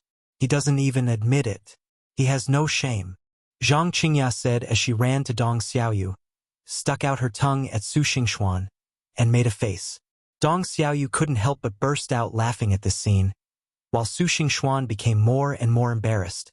"What nonsense are you talking about, little girl?" Seeing that Su Xingxuan was a little embarrassed, Dong Xiaoyu hurriedly said, "All right, Qingya, don't criticize Mr. Su. Mr. Su hasn't been practicing Taoism for long, and his cultivation level is lower than mine. It's already impressive that he can force me to use my trump card with his own strength. Mr. Su has made rapid progress in the past few days. Although he seems to be relying on magic tools, his use of the soul-summoning flag has become more and more pure. Judging from this point of view, Mr. Su is still quite powerful. That's right. Look at how sensible Miss Dong is. But you, a little girl, only know how to ridicule your senior brother," Su Xingxuan said quickly. "It's obvious that senior brother is taking advantage of Sister Xiaoyu's kindness and is ungrateful." "Humph," Zhang Qingya said with a raised nose. Okay. Qingya, you haven't answered Mr. Su yet. How come you have time to come and watch us fight today? Have you finished your homework?" Dong Xiaoyu said with a smile. "Oh, I almost forgot." Hearing Dong Xiaoyu say this, Zhang Qingya slapped his head quickly and said, Senior brother, I went to the academy today, and my classmates said that you inherited the charity estate, learned magic, and defeated the senior disciples of Sanqing Temple. You must be very powerful. They said that since I am your junior sister, I should also know magic and asked me to show them. I said I couldn't, and they said I was pretending. Senior brother, please teach me too. When I learn magic, I can help you manage the charity estate better." As she spoke, Zhang Qingya pulled Su Xingxuan's arm and began to shake it. Hearing this, Su Xingxuan was a little hesitant. It's not that Su Xingxuan didn't want to teach. In fact, Su Xingxuan had considered it, but he himself hadn't yet become a master and was still a newcomer. If he taught Zhang Qingya, he was worried about what to do if he couldn't teach her well. Dong Xiaoyu, who was standing by, saw this and advised, Mr. Su, I think Qingya is right. Since she is your junior sister, it's not good for her to remain without any magic. I think it would be better if you could teach her a little bit to satisfy her wish. As for the rest, we can think about it later. Hearing this, Su Xingxuan's eyes lit up. Yes, Qingya was just interested in magic now. He could just teach her some insignificant little magic. He didn't really want her to exorcise corpses and catch ghosts or inherit the Taoist tradition. Why should he consider so much? Su Xingxuan nodded immediately. Okay, since Qingya, you have this idea, it's hard for me as your senior brother to refuse. Come, follow me to the room. I will teach you a little bit first, and then when you have learned it, I will teach you the rest. Oh, I can learn magic. I can learn magic. Zhang Qingya jumped up immediately after hearing this. Su Xingxuan shook his head and led her to the room. He took out 2 straw men from the box, put them on the table and said, Qingya, for us who practice Taoism, the most important thing is our mind. Now, senior brother will teach you how to train your mind. You must remember it. As he spoke, Su Xingxuan silently recited a mantra, and Zhang Qingya listened quickly. How about it? Have you remembered it? Su Xingxuan asked. Okay, I remember it. Zhang Qingya nodded. Remember? So fast? Su Xingxuan looked at Zhang Qingya in confusion, and knowing that Zhang Qingya would not lie, he said, Okay, but it's useless to just remember it. Do you know what it means? Qingya? You know? Zhang Qingya nodded. Is that so? Su Xingxuan glanced at Zhang Qingya. It seems, Qingya, you're quite clever. Okay, now recite the mantra that senior brother just gave you. Watch his technique and use your mind to establish a connection with the straw man that has been cast. Then you can control it. As Su Xingxuan said this, he made seals with his hands, pointed at the scarecrow, and shouted softly, Taishang Lao Jun, please obey the order immediately. Command. Immediately, the scarecrow lying on the table stood up. Wow! Looking at this scene, Zhang Qingya's eyes suddenly widened and she screamed. Then she imitated Su Xingxuan and pointed at the other scarecrow. Taishang Lao Jun, please give the order immediately. With a swish, the other scarecrow also stood up. Seeing this scene, Su Xingxuan was slightly stunned and looked at Zhang Qingya in surprise.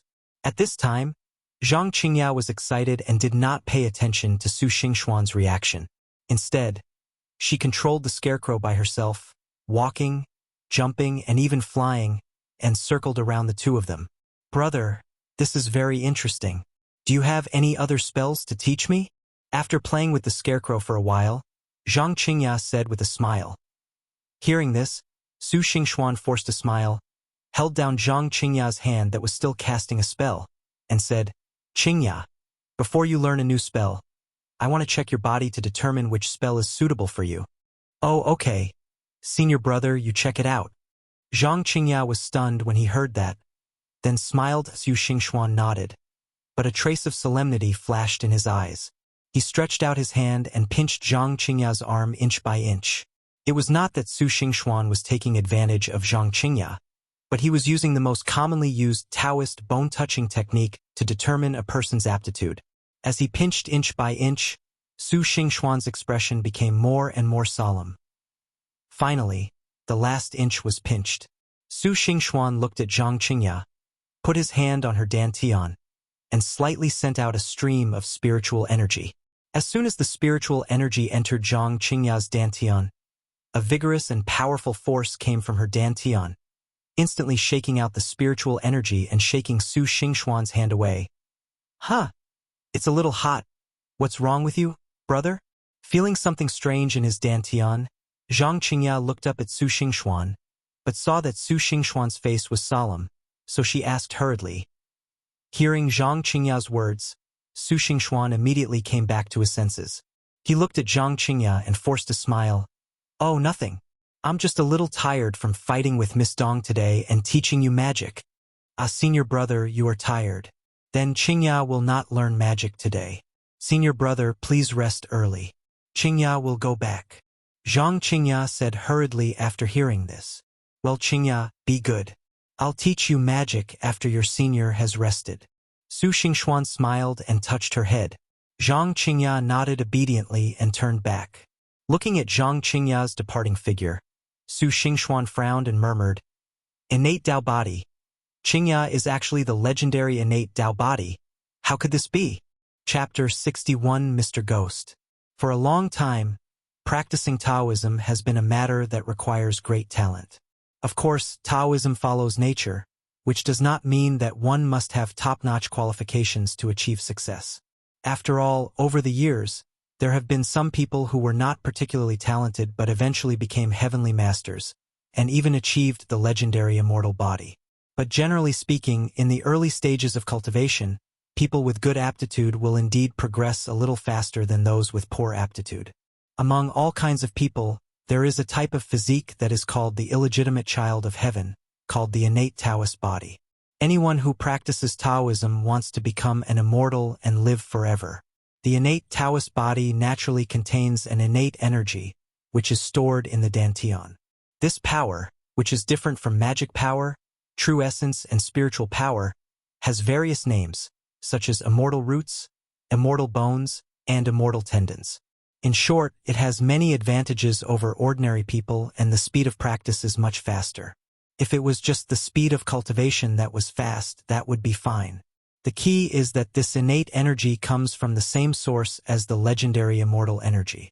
According to the legend, anyone who possesses an innate Taoist body, as long as they successfully embark on the path of cultivation, will eventually become an immortal. This is something that countless practitioners, even those who have entered the realm of true person or heavenly master, envy.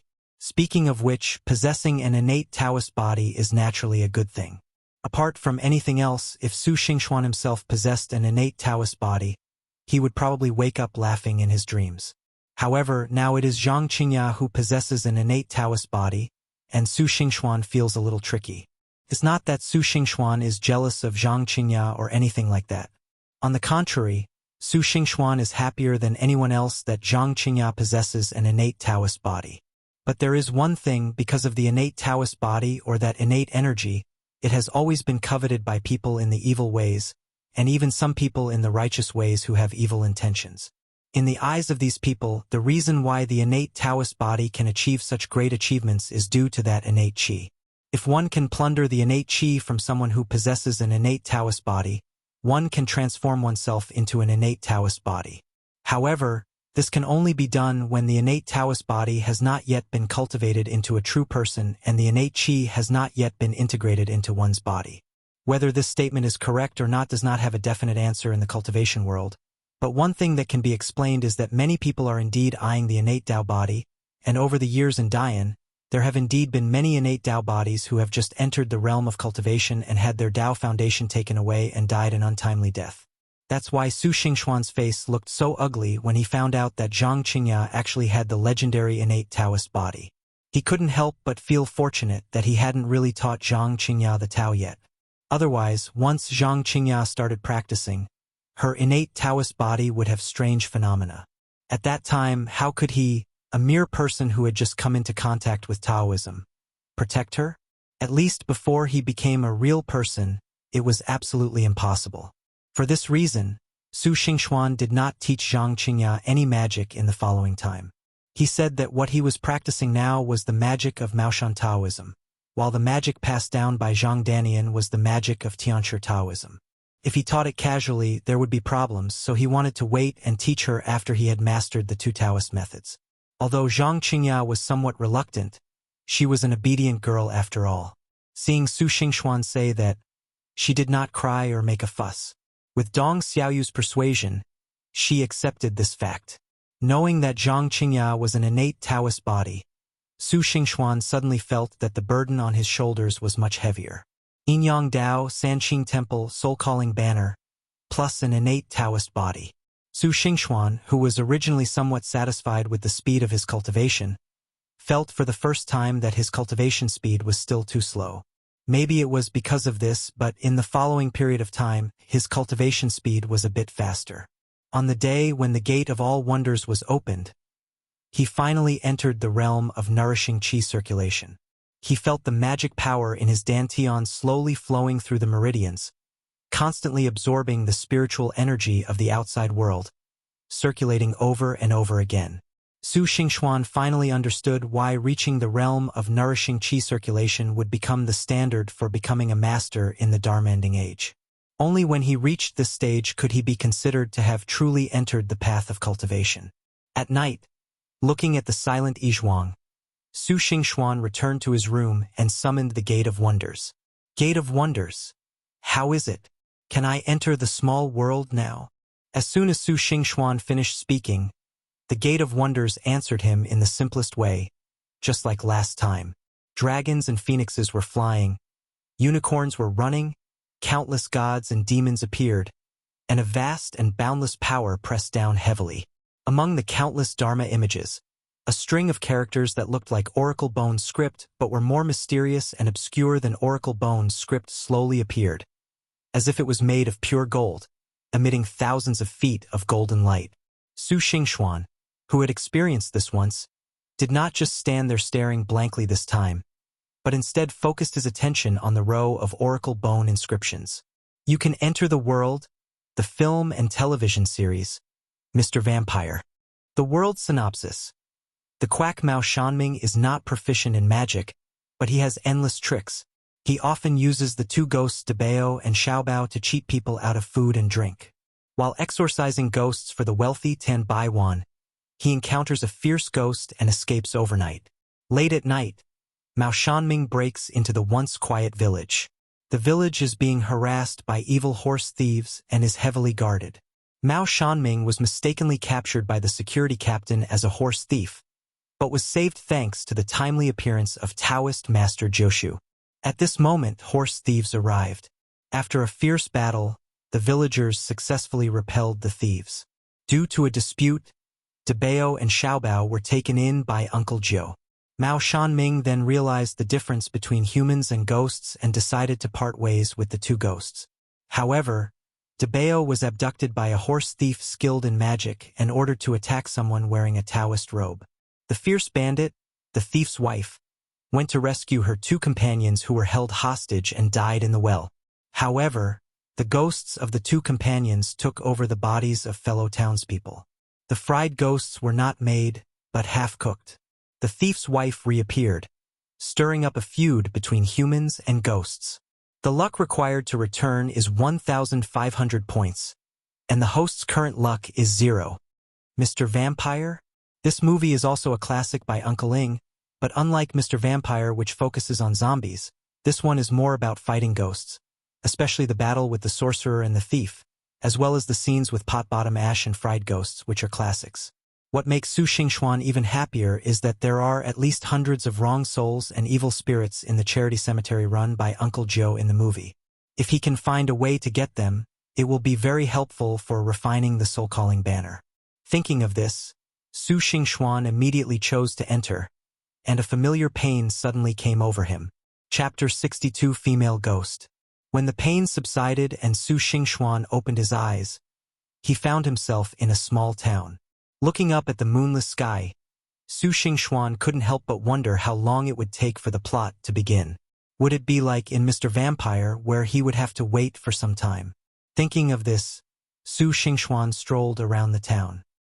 He saw that the town looked quite prosperous, but for some reason, every door was closed. He didn't know whether it was late at night or if it was haunted. Just like that, Su Xingxuan walked to a manor and saw a middle-aged wealthy businessman dressed in silk and complaining. He walked out of the manor and complained, "What kind of Taoist priests are you looking for? A bunch of charlatans. I think if this continues, that female ghost will not only move us out of bed, but will take us to hell." Hearing this, Su Xingxuan remembered that at the beginning of the movie, Mao Shanming led 2 ghosts, Debao and Xiaobao, to cheat money from Tan Baiwan's house. It turned out that there was a house full of ghosts living in Tan Baiwan's house, which scared Mao Shanming so much that he peed and shit and ran away overnight. Now it seems that this incident either just happened or has not started yet. After thinking about it, the reason why this female ghost family frequently harassed Tan Baiwan was because he built his house on the ancestral tomb of their family, causing them to be oppressed day and night, which naturally made them uncomfortable. So they wanted to cause trouble for Tan Baiwan. From this point of view, the female ghost family was not an evil ghost, otherwise Tan Baiwan would have lived here for a year. If something really happened, he would have died countless times. Su Xingxuan immediately stepped forward, bowed his head, and said, "Blessings and infinite heavenly venerable, sir, I am honored to meet you." Forehead? Who are you? Tan Baiwan was talking when he suddenly saw Su Xingxuan walking out dressed as a Taoist priest. He was immediately confused and asked, "It's like this. I'm a wandering Taoist from the Maoshan lineage. I passed by this precious place and just heard you say that you encountered a female ghost. I'm not very talented, but I do know some skills in driving away corpses and catching ghosts, so I'm sorry for bothering you. Please forgive me, sir," Su Xingxuan said with a smile. "Maoshan magic? Catching ghosts? You?" Tan Baiwan's face was filled with 3 questions. His eyes slowly filled with disbelief. He looked at Su Xingxuan and shook his head. "Young Taoist priest, please don't treat me like a fool. Even if I am a fool, this past year, up to now, 10 Taoist priests have claimed to be able to catch ghosts, but in the end, every one of them was a fake with no real skills, just trying to scam people out of their money. Who do you think you are? The liar just now said he was from Maoshan. You are also from Maoshan. You are in the same gang. Okay. Get out of here or I will report you to the police," Tan Baiwan said angrily. Su Xingxuan wasn't annoyed. Knowing that Tan Baiwan didn't believe him, he smiled and said, "Sir, I sympathize with you for being deceived. I also know that there are many people who seek fame and reputation and ruin the reputation of our Taoist sect. However, you can't generalize and smear everyone with one stroke. Although I'm young, I've fought zombies and caught evil spirits before. Moreover, I travel around the country, fighting zombies and catching ghosts. My purpose is to punish evil and promote good, to subdue demons and monsters, not for money. So, my help in catching ghosts is just my duty, and I'm definitely not after your little money." "No money?" Hearing this, Tan Baiwan's eyes lit up. The servant beside him whispered in his ear, "Master, since it doesn't cost money, why not let him try? What if it works? You said it yourself. If this continues, sooner or later we will be killed by this female ghost." Seeing this, Tan Baiwan nodded and looked at Su Xingxuan. Little Taoist, this is what you said. Let me remind you, this female ghost is a fierce ghost. If you die in there, it will have nothing to do with us. Also, you said it's free, so if you catch that female ghost, don't expect me to give you a penny. Of course, of course. Please lead the way. I will help you get rid of this monster. Su Xingxuan said with a smile. That's good, that's good. Come, come, it's right here. Tan Baiwan smiled immediately after hearing this. He quickly led Su Xingxuan to the manor and pointed to the lobby and said, the ghost should be in the lobby. Little Taoist priest, do you want me to prepare some things for you to open the altar and the 3 sacrificial animals? What do you need to prepare? Hearing this, Su Xingxuan knew that Tan Baiwan had really been cheated several times. Otherwise he would not be so familiar with these procedures. He smiled and said, no, no, there is no need to hold an altar for just a few little ghosts. You just wait here. I will go and catch those little ghosts, and I will ensure that you have no worries in the future. Su Xingxuan strode towards the lobby with a smile. As soon as they entered the hall, the 2 doors slammed shut, frightening Tan Baiwan and his companions so much that they quickly retreated and looked at the closed doors tremblingly. Master, this little Taoist priest looks so small. Can he fight against those ghosts? How should I know? Just watch and see. If things don't work, we'll run away quickly. Okay? Tan Baiwan was the same, looking at the closed door in fear. In the hall, Su Xingxuan didn't react at all. Instead, he watched the scene in front of him with great interest and said with a smile, oh, he came out on his own. That's great. I don't have to do anything. It saves trouble. As soon as he finished speaking, a female ghost in white appeared in front of him. Just say whatever you want to say. The female ghost was straightforward, perhaps because she had already met several Taoists. Upon hearing this, Su Xingxuan said directly, girl, although you are full of energy and ghostly spirit, you don't have the slightest trace of blood debt or sin. Moreover, the Tan Baiwan family has lived here for a year without any disaster or misfortune. This shows that you are not a fierce ghost.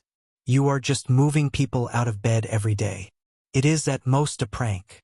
As the saying goes, humans live in the world of the living, while ghosts reside in the netherworld. What is your purpose in disturbing the yin and yang worlds so recklessly? I'm really curious, Su Xingxuan said with a smile. I'm disturbing yin and yang? The female ghost was immediately angry when she heard this. He was the one who messed up the longitude and latitude first. He built his house on top of our family's cemetery. Tell me, how can you feel comfortable being constantly oppressed by someone? Listening to the ghost girl's resentful words, Su Xingxuan nodded. If that's the case, then it's really Tan Baiwan who's wrong. How about this? I'll help you resolve the pain you're being suppressed by, and you won't disturb the world of the living in the future. How about that? Of course, if it can be solved. I naturally don't want to disturb the yin and yang, said the female ghost. Chapter 63 Solution. Hearing the female ghost say this, Su Xingxuan breathed a sigh of relief. He didn't expect it to be so easy. If the female ghost disagreed, Su Xingxuan would really feel a little difficult to deal with. It's not that he was afraid of the female ghost or something. After all, although this female ghost looked powerful, she was actually just an ordinary ghost. In terms of cultivation, she was far inferior to Dong Xiaoyu. But this female ghost was not an evil ghost after all, and Su Xingxuan couldn't use harsh measures against her. Besides, the whole family was already very pitiful because they were oppressed, so he couldn't just take them away. Moreover, even in this situation, they didn't hurt anyone at all. This female ghost family was truly a kind family among ghosts. Su Xingxuan really didn't want to fight with such a ghost. Moreover, according to Tan Baiwan, Mao Shanming should have just left, and the plot should be about to begin. Su Xingxuan also wanted to finish things here quickly so that he could start the plot right away. That's good. Miss, you are so understanding and righteous. Saves me a lot of trouble. Please wait for a moment. Su Xingxuan smiled, then turned around and shouted to the outside, Mr. Tan, please come in. Everything is fine. Outside the door, Tan Baiwan heard Su Xingxuan's cry and hesitated. No, are you okay? Master, The Taoist priest is calling you, go quickly. Tan Baiwan was a little hesitant, but the person next to him hurriedly said, pushing Tan Baiwan into the house. Seeing this, Tan Baiwan swallowed his saliva, walked to the door with trembling steps, pushed the door open with shaking hands, and suddenly saw the female ghost in the lobby. He was so scared that he shouted, "Ghost!" and jumped up to run back. Su Xingxuan had expected this and would not let him run away. He immediately reached out and grabbed him. "Hey, Mr. Tan, don't be afraid. It's okay. Ghost? Ghost. Let me go. Ghost? Ghost." Tan Baiwan looked at the female ghost. His face turned pale with fear. Cold sweat dripped down like water. His legs were a little weak, but he still struggled hard. If Su Xingxuan had not held him tightly, he would have run away to who knows where. "Mr. Tan, Mr. Tan."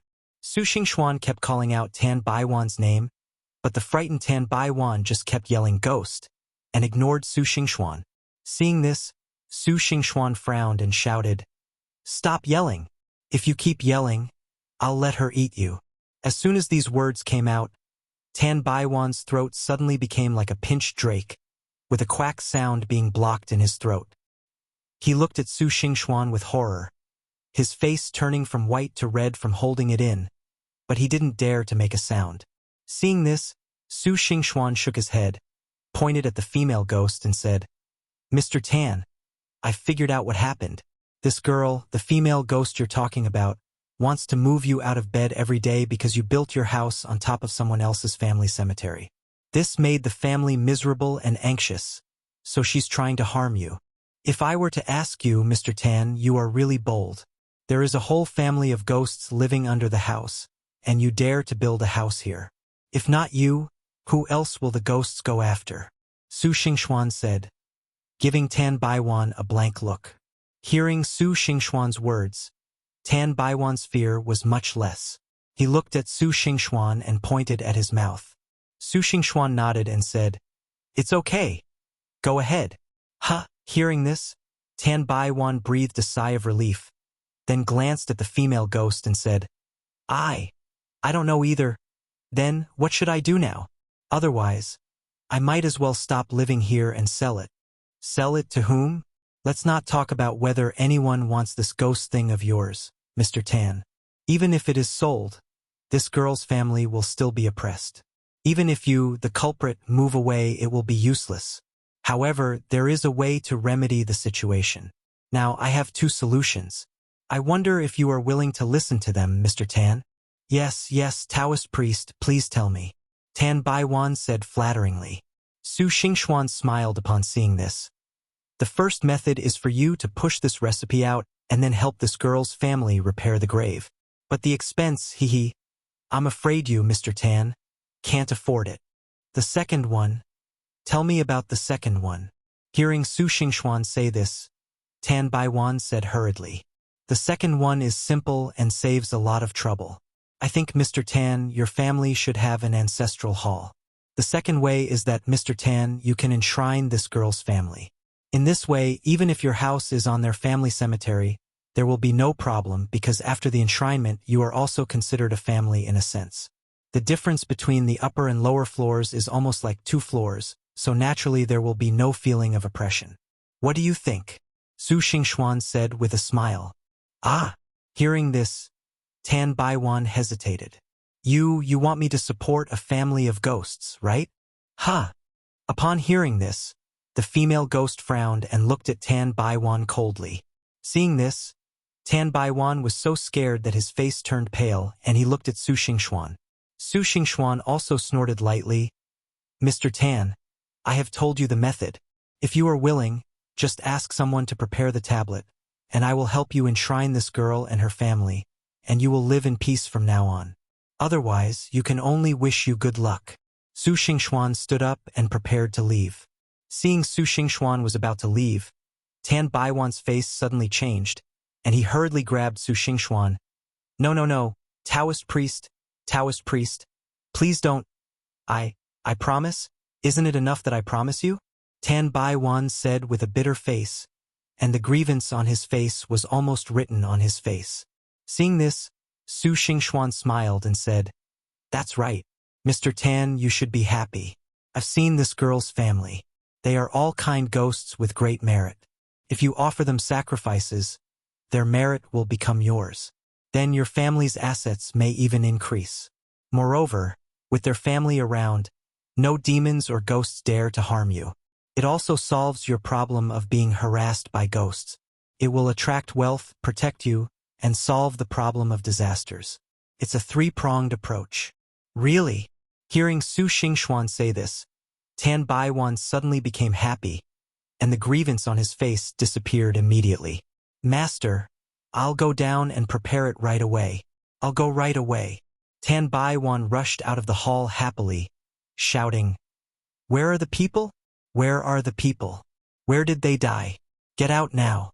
Go buy some empty tablets and bring them back. Remember, get the best ones with gold edges. Yes, the best ones that the old man used. Don't buy some defective ones and fool me. Go quickly. Chapter 64 Horse Thieves. With the active cooperation and enthusiastic help of Tan Baiwan, it didn't take Su Xingxuan long to settle the female ghost and her family. Then he asked Tan Baiwan and learned that the village where Uncle Joe was not far away. Su Xingxuan declined Tan Baiwan's invitation to let him stay and hurried to the village. After walking about 7 or 8 miles, Su Xingxuan came to a wood. Before he took 2 steps, he heard a burst of tiny sounds, followed by 2 eagle calls. Su Xingxuan stopped immediately, feeling that the woods in front of him seemed unusually quiet. He couldn't help but think of the scene in the movie where the villagers ambushed the horse thieves. Speaking of the horse thief gang in the movie, it really insults the name of horse thief gang. Only 4 or 5 horse thieves dare to call themselves a gang. If they were taken to other places, they would really be laughed at. But think about it, these horse thieves eat the 5 poisons, practice evil magic, and can fight 10 ordinary people with one, so they are not easy to deal with. After hesitating for a while, Su Xingxuan still did not walk into the woods, but squatted aside and waited secretly. No matter what, he would wait and see. If he accidentally fell into the trap of the villagers, it would be okay. They were all good people and there would be no danger. But if he accidentally destroyed the trap of the villagers and caused the horse thieves to escape, it would be a big disaster for the village. Not long after he hid, Su Xingxuan felt a slight vibration on the ground, followed by the sound of horse hooves coming from far away. Su Xingxuan knew that the horse thieves had arrived. After thinking about it, he pulled out the soul-calling banner from his body. After all, these horse thieves were invulnerable to swords and guns and were proficient in evil magic. It would be difficult to deal with them without a suitable weapon. Although this soul-calling banner is only a magic weapon, it was once an immortal weapon. Although it lacks power, its material is top-notch. Even a knife or fire cannot hurt it at all. It can be regarded as a magical weapon if used as a weapon. Immediately afterwards, Su Xingxuan saw a group of people rushing out of the forest, about 7 or 8 of them, each dressed in strange clothes and cloaks, riding horses. Just when the horse thieves were about to rush to Su Xingxuan, a row of sharpened wooden stakes suddenly emerged from the ground, and then countless torches suddenly lit up in the dark woods, and a team of archers shot rockets at a group of horse thieves. Looking at the endless traps in the woods, Su Xingxuan couldn't help but be amazed. The wisdom of the working people really can't be underestimated. Looking at these traps, if he had really broken into them by accident, he would have been skinned alive if not dead. Seeing the horse thieves fleeing in panic and falling step by step into the trap prepared by Uncle Joe, Su Xingxuan knew that the real battle was just about to begin. But he hurriedly picked up the soul-calling flag, shook his hand lightly, and rolled up the flag. The soul-calling flag was like a long stick wrapped around it. The villagers were seen holding lassos and trapping the horses of the horse thieves. Some brave ones even dragged the thieves off their horses. Seeing this, the villagers were immediately overjoyed. They raised their weapons, either steel knives or bamboo poles, and attacked the horse thieves. But soon, this joy turned into panic. Although the horse thieves were pulled down, they had practiced some evil magic and were extremely strong and indestructible. The villagers' weapons could not hurt them at all, but instead the villagers took the opportunity to injure many of them. Seeing this, Su Xingxuan hurried forward. Seeing a horse thief raising the big knife in his hand to chop at a villager, he suddenly jumped up, flipped over like a swallow, and the soul-calling flag in his hand seemed to turn into a demon-subduing pestle, smashing heavily on the horse thief's head. There was a loud bang, and when the horse thief's head and the soul-calling flag collided, there was a sound of metal clashing, and the horse thief was smashed several inches into the ground by this huge force. Although the horse thief was indestructible and was not killed by Su Xingxuan's heavy blow, it was not to say that he was completely insensitive to pain. Moreover, Su Xingxuan was also a martial artist, and the blow was not light. Even though the horse thief was invulnerable to swords and spears, he suddenly felt dizzy and yelled, "Ah Chang! Who is that fellow Taoist?" Uncle Joe, who was on the other side, was stunned when he noticed the situation here. He looked at Su Xingxuan suspiciously and asked Ah Chang beside him. Ah Chang looked at Su Xingxuan and shook his head. "Master, I don't know either. Maybe he was a Taoist priest passing by." Seeing this, Uncle Joe frowned. Although he was very confused, now was not the time to delve into the matter, so he focused on dealing with the horse thieves. Here, Su Xingxuan knocked the horse thief into the ground with a stick, but the recoil force made his palm slightly numb. He looked at the horse thief in surprise. Although he knew that this guy was invulnerable to swords and guns, this stick could smash even a piece of granite, but he was not hurt at all. It seems that the horse thief's evil magic still has some merits. Despite this, Su Xingxuan was not frightened by this evil magic. Not to mention that he had already known from watching the movie that if he wanted to break this evil magic, he just needed to use blood to attract blood. Even if he wanted to break it by other means, it would not be difficult either. Seeing that the horse thief was about to recover, Su Xingxuan immediately waved the soul-summoning banner in his hand, and imitated the same technique, using another earth-shattering move to hit the horse thief's head. A strange rune on the soul-summoning banner lit up slightly. The soul-summoning banner hit the horse thief's body, and his brain burst instantly, and red and white things were scattered all over the ground. Seeing this scene, Su Xingxuan suddenly felt dizzy, his stomach churning, and he vomited all over the floor. The villagers next to him were so scared that their faces turned pale, and their legs went soft and they collapsed to the ground. It was also because Su Xingxuan lacked experience. After all, the soul-summoning banner was an immortal weapon that was knocked down to the mortal world. A lean camel is bigger than a horse, and the material is said to be the best in the world. Moreover, after practicing Taoism, he was much stronger than an ordinary person. How could the horse thief, whose magic had been broken, be able to withstand his full-strength attack? He ended up with his head exploding. Such a tragic death, not to mention the villagers, even the horse thieves were stunned. The whole chaotic battle scene suddenly became cold for several seconds because of Su Xingxuan's move, as if someone pressed the pause button. It was not until a shrill scream was heard that everyone reacted and looked at Su Xingxuan with a hint of fear in their eyes.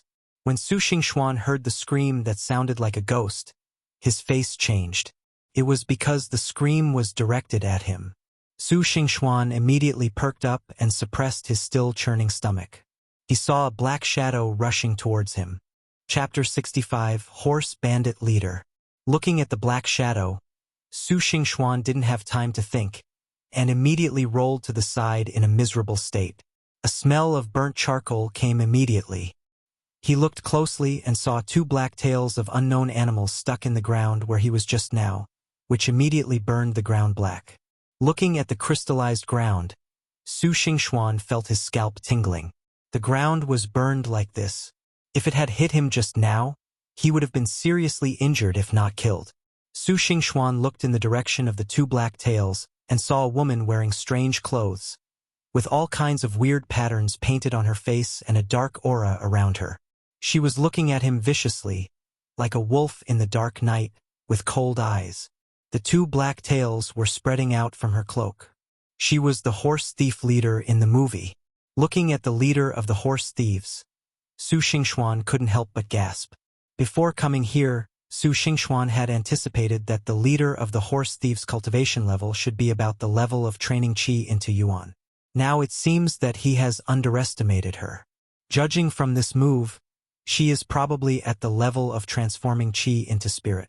Before Su Xingxuan could react, the horse thief leader shouted loudly, and the two black tails that were still stuck in the ground suddenly came towards Su Xingxuan like two extended arms. The speed was so fast that Su Xingxuan had no time to dodge. Su Xingxuan was immediately frightened and broke out in a cold sweat. Seeing this, he immediately unfolded the soul-calling flag in his hand, and the flag immediately swayed, blocking in front of him. With two light bangs, two black tails hit the soul-calling flag like two steel whips. Sparks flew, and a smell of burnt charcoal came from the two black tails. The two black tails seemed to have human nature, and they let out a wail and flew back. The horse thief leader also screamed miserably and took 2 steps back. Even the leader of the horse thieves was like this, let alone Su Xingxuan.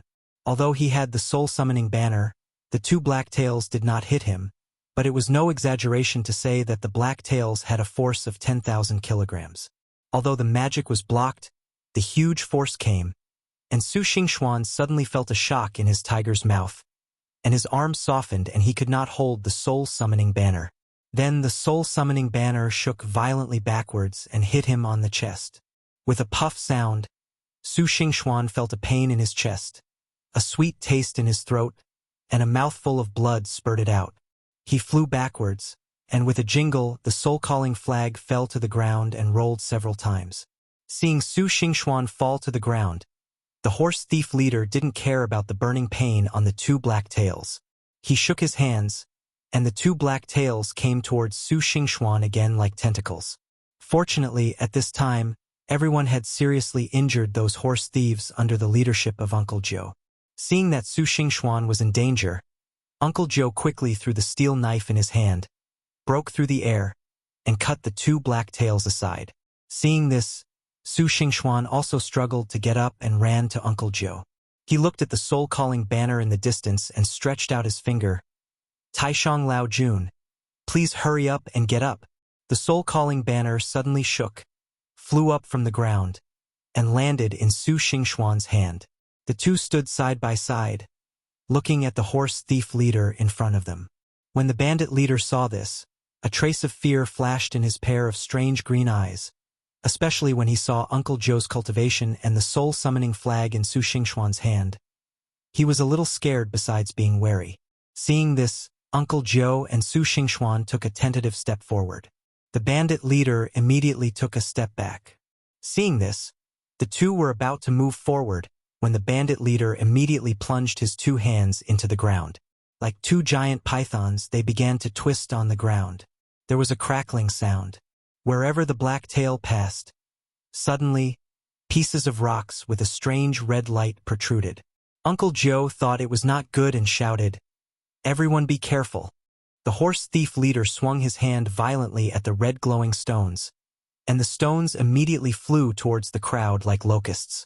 Although he had seen the horse thief leader's methods in the movie, when he really encountered him, Su Xingxuan had to admit that the horse thief leader's strength was extraordinary. He quickly waved the soul-calling flag in his hand to block the stones. Although Uncle Joe had reminded them, most of the people present were ordinary people who knew nothing and could not withstand the stones. Soon, several of them were injured. Fortunately, the bandit leader stopped pursuing after one strike because he wanted to save other bandits, which gave everyone a chance to recover. Uncle Joe frowned when he saw the bandit leader's magic spell and said to the security captain, "Ah Chiang, quickly pee some boy urine." Ah! Hearing this, Ah Chiang hesitated for a moment, then smiled bitterly and said, "Master, on a stormy night, I became pregnant." Hearing this, Uncle Joe couldn't help but give Ah Chiang a cold look. Seeing this, Su Xingxuan covered his chest and said, "Boy's urine? I have a gourd of boy's urine from a 100-year-old man here. I wonder if it could be of use to you, Taoist friend."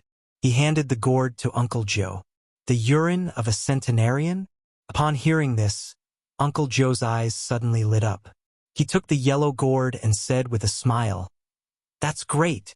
The urine of a centenarian can only be used to break the sorcerer's evil spell. With the energy of a centenarian, it will be easier to hurt her." At this time, the leader of the horse thieves had rushed up with 2 other horse thieves. Seeing this, Su Xingxuan clenched the soul-calling flag in his hand and put his other hand on his waist. A red rope was faintly visible under his Taoist robe. Uncle Joe did not pour out the gourd of centenarian boy's urine as in the movie. Instead, he opened the gourd lid, made seals with his hands, drew a seal on his hands that Su Xingxuan could not understand, and then waved it at the yellow gourd. With a puff sound, a stream of water mist suddenly spurted out of the yellow gourd and went towards the 3 horse thieves. The 3 horse thieves dodged in a hurry, but saw that the water mist fell on them, and suddenly there was a loud noise, and then there was a bang like an explosion which instantly knocked 2 horse thieves unconscious. The horse thief leader even spat out a mouthful of blood, covered his chest and struggled for a long time, which showed that he was seriously injured. Seeing this, Uncle Joe was about to take action. The horse thief leader looked at the 2 horse thieves lying on the ground, then looked at Uncle Joe. A trace of hatred flashed in his eyes. He immediately swung the black tail in his hand and fled. Oh my God! Boy's urine is so powerful? Seeing this scene, Chang was stunned. He was about to grab the yellow gourd, but before he could get it, the yellow gourd had already been picked up by Uncle Joe and handed to Su Xingxuan. Thank you very much, fellow Taoist. If you hadn't helped us, we would have suffered heavy losses this time. The boy's urine in this gourd should be able to be used twice more. Return it to you. Chapter 66 Centenarian. Su Xingxuan shook his head and took the yellow gourd. No, we cultivators punish evil and promote good. It's our duty to help those in need when we see injustice. Now that I've seen this, I can't just stand by and watch.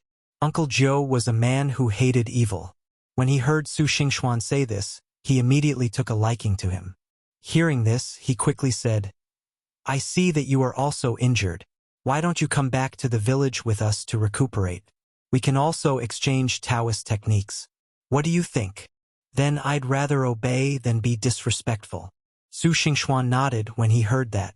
Uncle Joe smiled and said, Then fellow Taoist, please wait for a moment. I will settle this place. Then Uncle Joe called Chiang aside, made some arrangements, and went back to the charity cemetery with Su Xingxuan. By the way, fellow Taoist, I haven't asked you anything yet? After returning to the charity cemetery and taking Su Xingxuan's pulse, Uncle Joe remembered that he didn't know Su Xingxuan's name yet, so he hurriedly bowed and asked. Seeing this, Su Xingxuan also returned the greeting. Oh, I am a wandering Taoist from the Maoshan lineage. My surname is Su and my name is Xingxuan. I am honored to meet you. I wonder what your name is. So it's fellow Taoist Su. I'm so sorry for the disrespect. My name is Lin Jiu. Thanks to the care of my fellow villagers, you mostly call me Uncle Joe. If fellow Taoist Su doesn't mind that I'm a few years older than you can just call me Uncle Joe. Uncle Joe said with a smile. Uncle Joe. Su Xingxuan nodded after hearing this. By the way, Uncle Joe, what are the origins of those bandits? They are all equipped with evil magic. I don't think they are ordinary bandits who rob houses. Especially the bandit leader, I think he is very powerful. He was injured this time and he might come back to seek revenge next time. Uncle Joe should be more careful. Hearing Su Xingxuan's words, Uncle Joe nodded and said, Fellow Taoist, you are right. I think these horse thieves are not ordinary people. They should be a group of sorcerers. They sleep in the open air every day, eat raw meat and drink blood, eat the 5 poisons, drink dew, practice evil magic, rape and plunder, and do all kinds of evil. They really deserve to be killed. This time, it's fortunate that we have the urine of a centenarian. Otherwise, it would be really difficult to deal with them. Of course I should. Su Xingxuan smiled. By the way, fellow Taoist, I know that this boy's urine is extremely strong and masculine, and is the perfect choice for breaking spells. But the spell I saw you use today is not an ordinary one, and the power of the boy's urine seems to be much greater. Why is that? What? Don't you know? Then why did you specifically collect this extremely rare urine from centenarians? After hearing Su Xingxuan's words, Uncle Joe looked at him puzzledly. In Uncle Joe's opinion, since Su Xingxuan collected such an unconventional material, he should not be ignorant of it. Seeing Uncle Joe's puzzled look, Su Xingxuan smiled awkwardly. Well, to be honest, I didn't collect this urine from a centenarian. It was passed down to me by my master. It's a pity that he passed away in a hurry and didn't have time to tell me what the urine of a centenarian could do. I just thought it was ordinary urine. Plus, I just graduated not long ago and haven't encountered anything that requires me to use urine during my training. So, hee. No wonder, Uncle Ju nodded. In fact, this urine from centenarians is indeed a very rare thing. After all, it's rare for people to live to be 70, let alone centenarians. With so many people in the world, how many can actually live through 100 years? Not to mention that these centenarians are still virgins, which is even rarer. So, although the urine from centenarians is quite useful, it's really hard to collect. Over time, no one has tried to collect it. As fellow Taoists said, boy's urine is extremely strong and yang, and since it is naturally waving, it can naturally drive away evil spirits and ghosts. Even ordinary people know its effect, but centenarians are different. As the saying goes, a person becomes a centenarian after 100 years, and there is a reason for this. After 100 years, the essence of the 5 grains in the body has been transformed by 100 years of worldly life, and has become a pure and refined force. All things in the world have the potential to become spirits and awaken their spirits after 100 years. But humans are different. Humans are born as the spirits of all things and the foundation of cultivation. Therefore, 100 years won't awaken their spirits. However, these 100 years will transform that pure and refined power into a wave of auspicious energy. As the saying goes, when an immortal travels, auspicious light shines thousands of feet high and auspicious auras flow. This auspicious aura can also be considered a kind of immortal energy. That evil cultivator has not cultivated his heavenly heart and has committed numerous evil deeds. He belongs to the demonic path. He and this auspicious energy are incompatible, like water and fire. Good and evil are in opposition. The urine of the centenarian boy is extremely strong and yang, and it is infected with the auspicious energy of the centenarian. Naturally, it is extraordinary and has great lethality to the evil demon. What I just used is the method to drive this auspicious energy. It is not a secret method or secret technique. If you are interested, I can teach it to you. Really? Su Xingxuan was immediately delighted when he heard that. He was a little unhappy when he drew this boy's urine before. Now it seems that this boy's urine is still a powerful weapon. It's a pity that it can only be used twice. Uncle Ju nodded. Of course, but not now. You are injured and need more rest. I don't think your injury is serious. You will recover in a day or 2. I will teach you this technique then.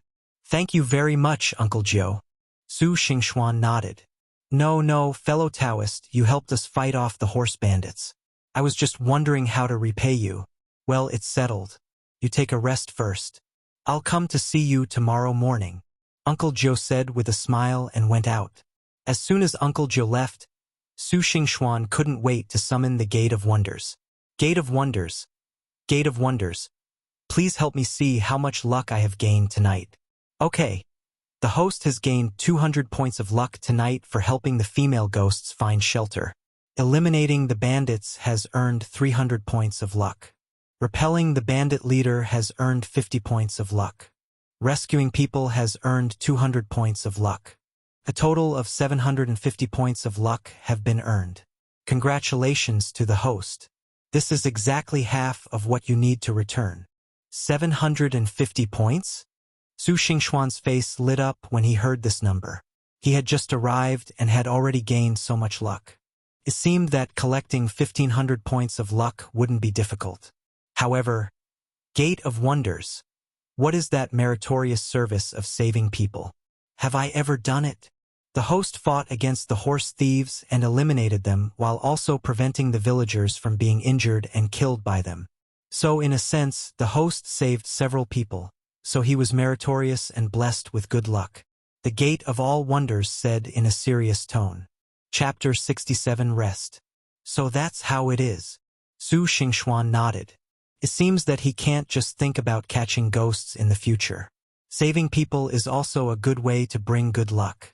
The next morning, After a night's rest, Su Xingxuan felt that his injuries had mostly healed, which was much faster than he had expected.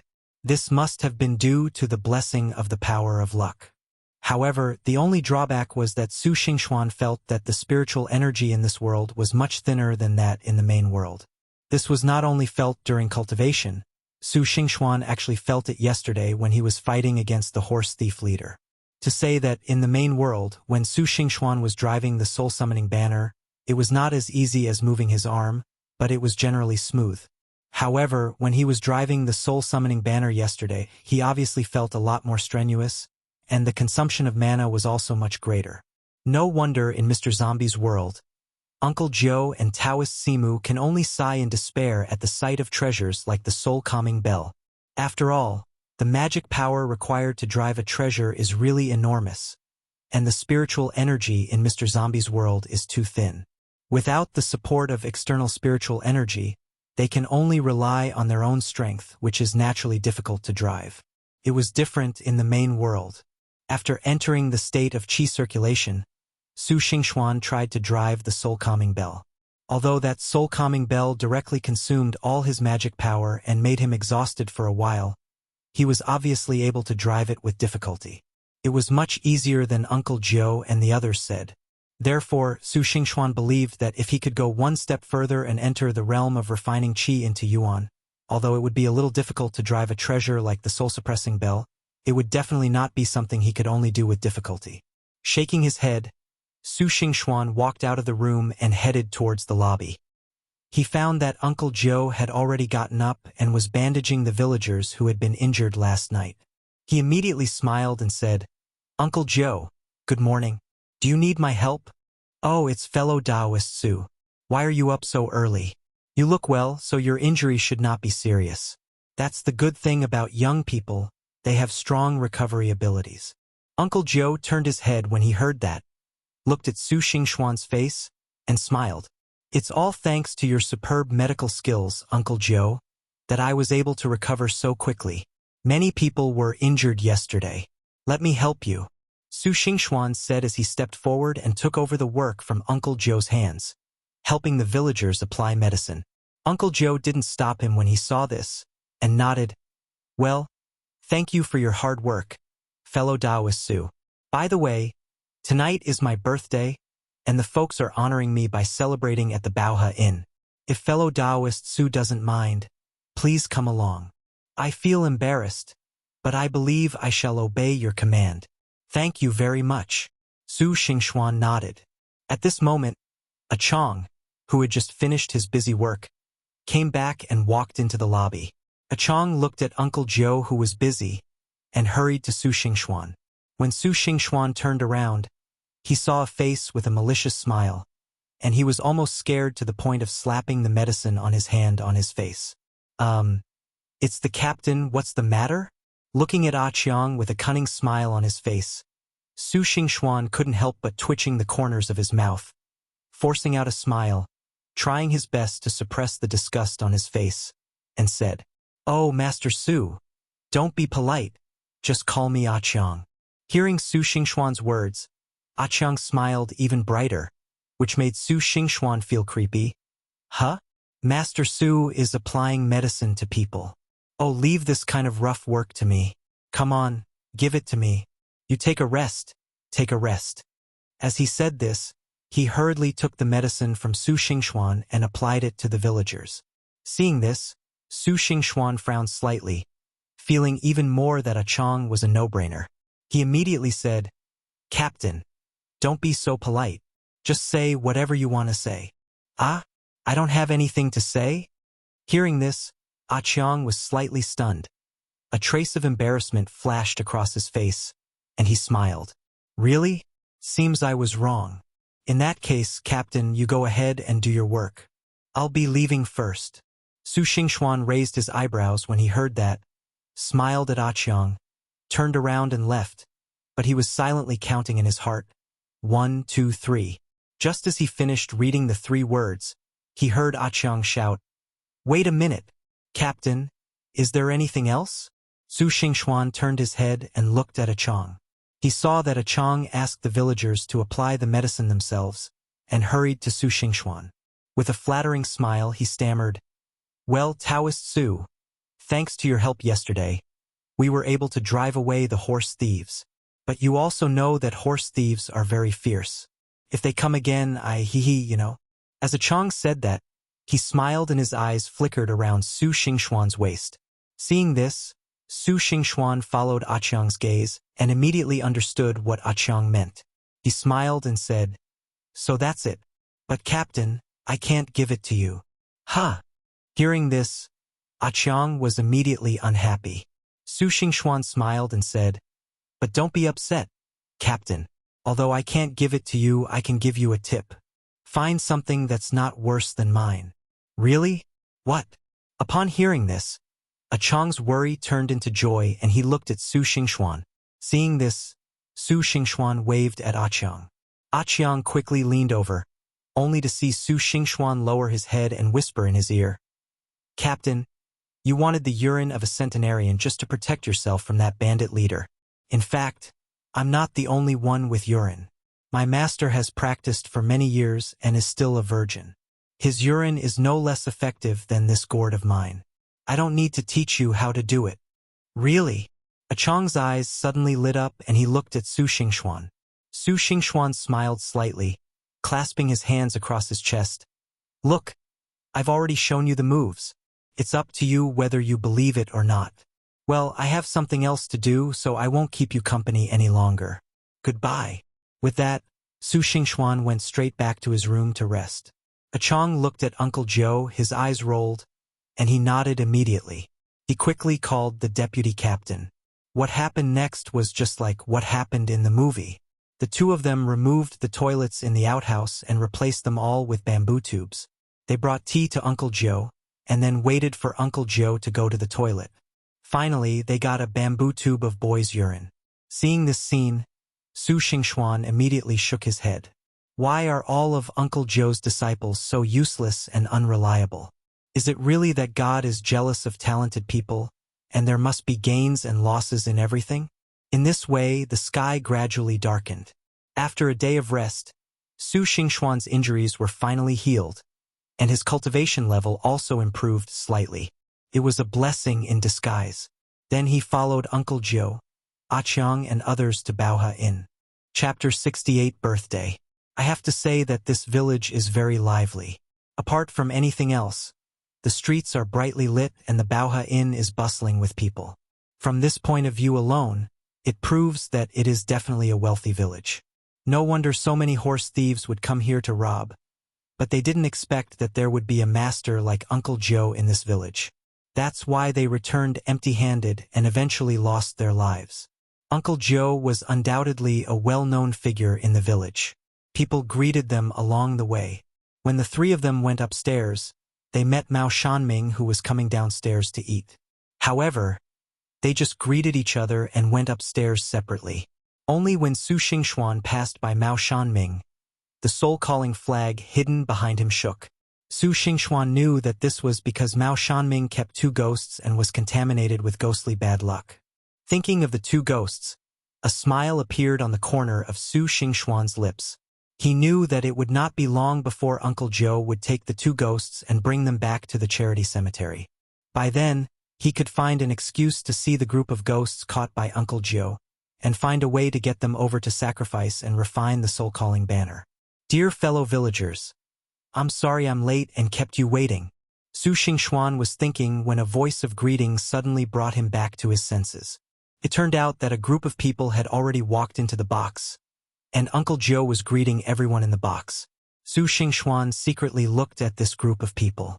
Each of them was wearing silk or well-dressed, which formed a sharp contrast with people like Uncle Joe and Achang who were wearing linen clothes. It can be seen that each of them is one of the best in the village. However, even so, these people are very respectful to Uncle Joe, which shows his status. While Su Xingxuan was sizing them up, they were also sizing him up. One of the gentry, who seemed to be of higher status, smiled and said, "How come I haven't seen this young man before? He looks quite unfamiliar." "Uncle Joe, is this your new disciple?" Hearing this, Uncle Joe finally remembered to introduce Su Xingxuan and quickly said, "I don't deserve it. How could I, Lin Zhou, be worthy of being Master Su's master? Come, come, let me introduce you to everyone. This is Master Su Xingxuan, a world-renowned master of the Maoshan lineage. If he hadn't helped us yesterday, we might not have been able to repel the bandits.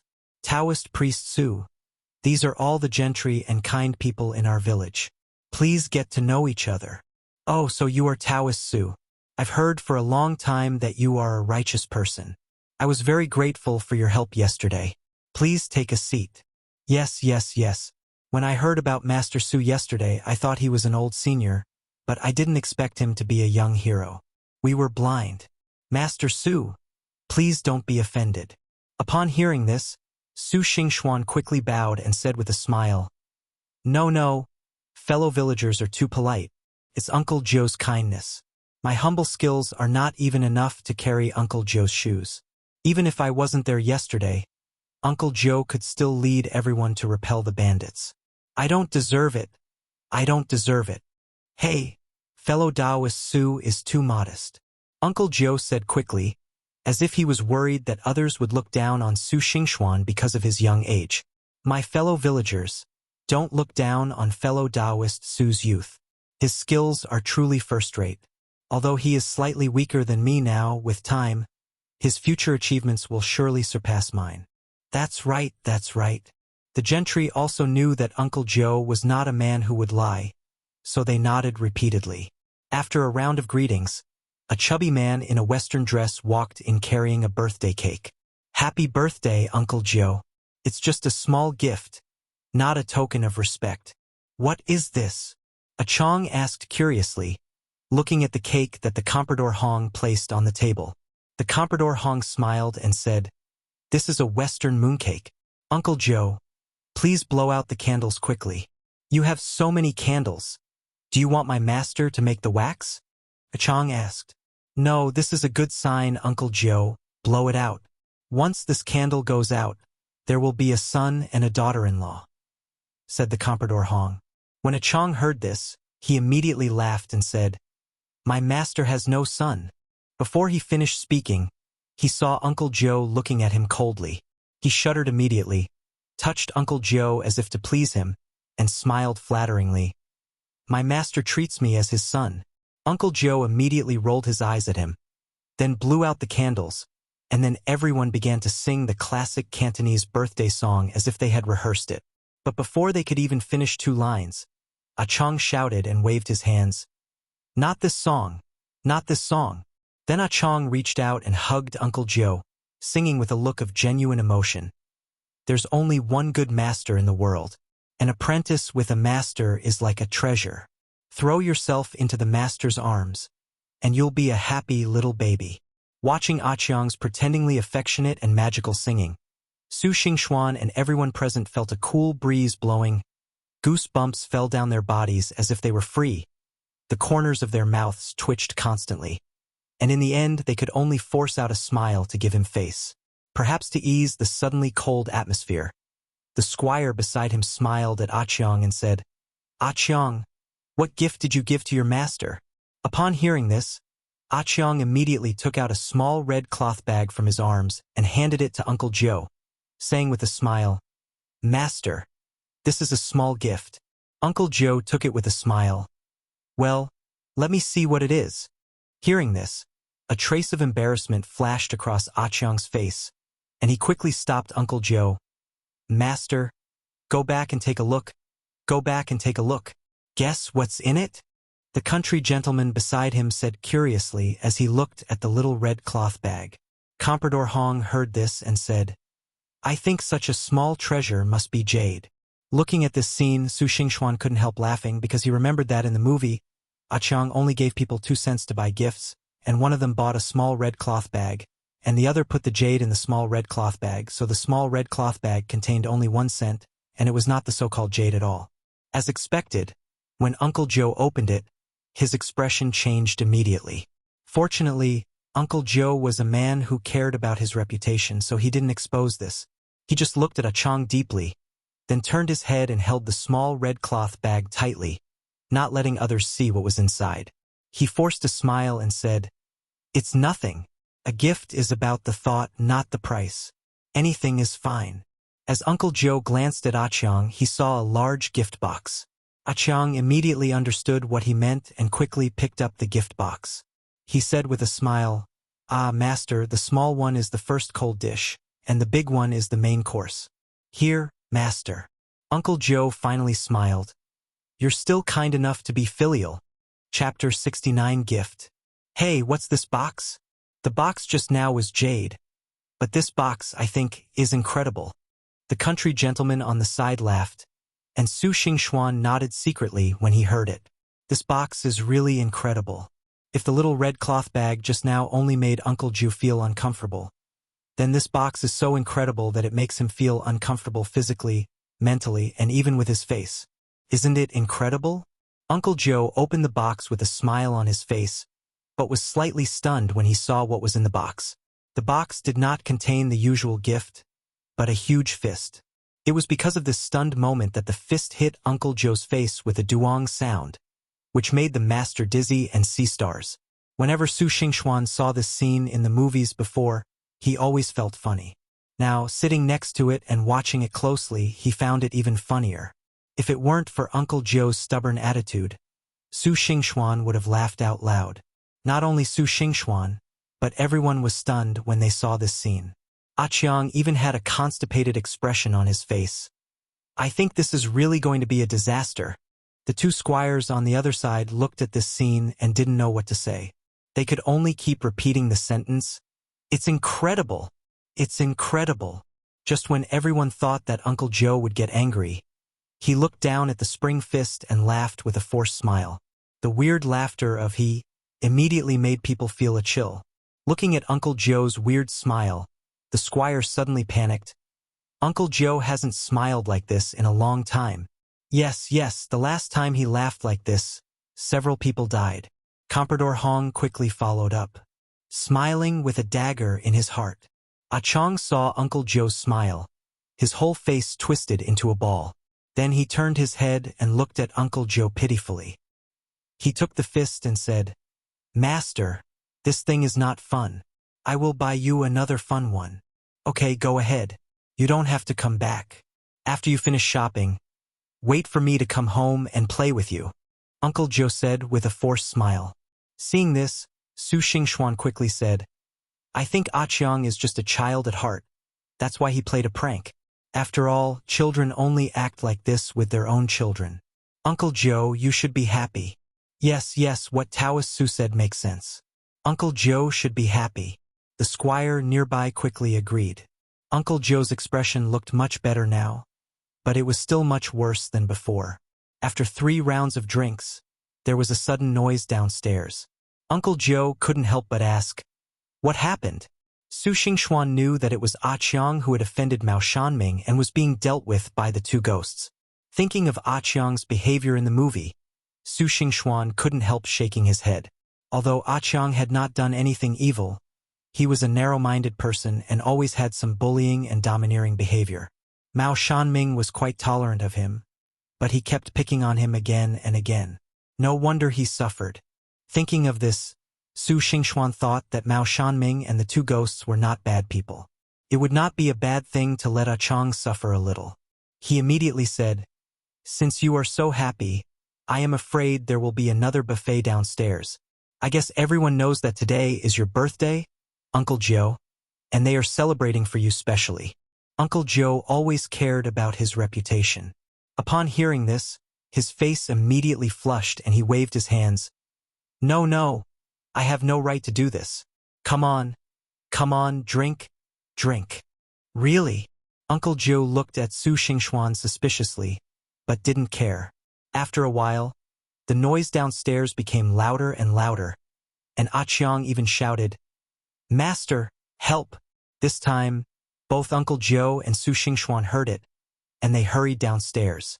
The 2 of them had just gone downstairs, and while they were still on the stairs, they saw Ah-Chong rushing towards a girl with his teeth and claws bared, shouting "no" as he rushed towards her. Seeing this, Uncle Joe frowned immediately and was about to step forward, but he felt something was wrong. First of all, Ah-Chong's face was flushed. His expression was distorted.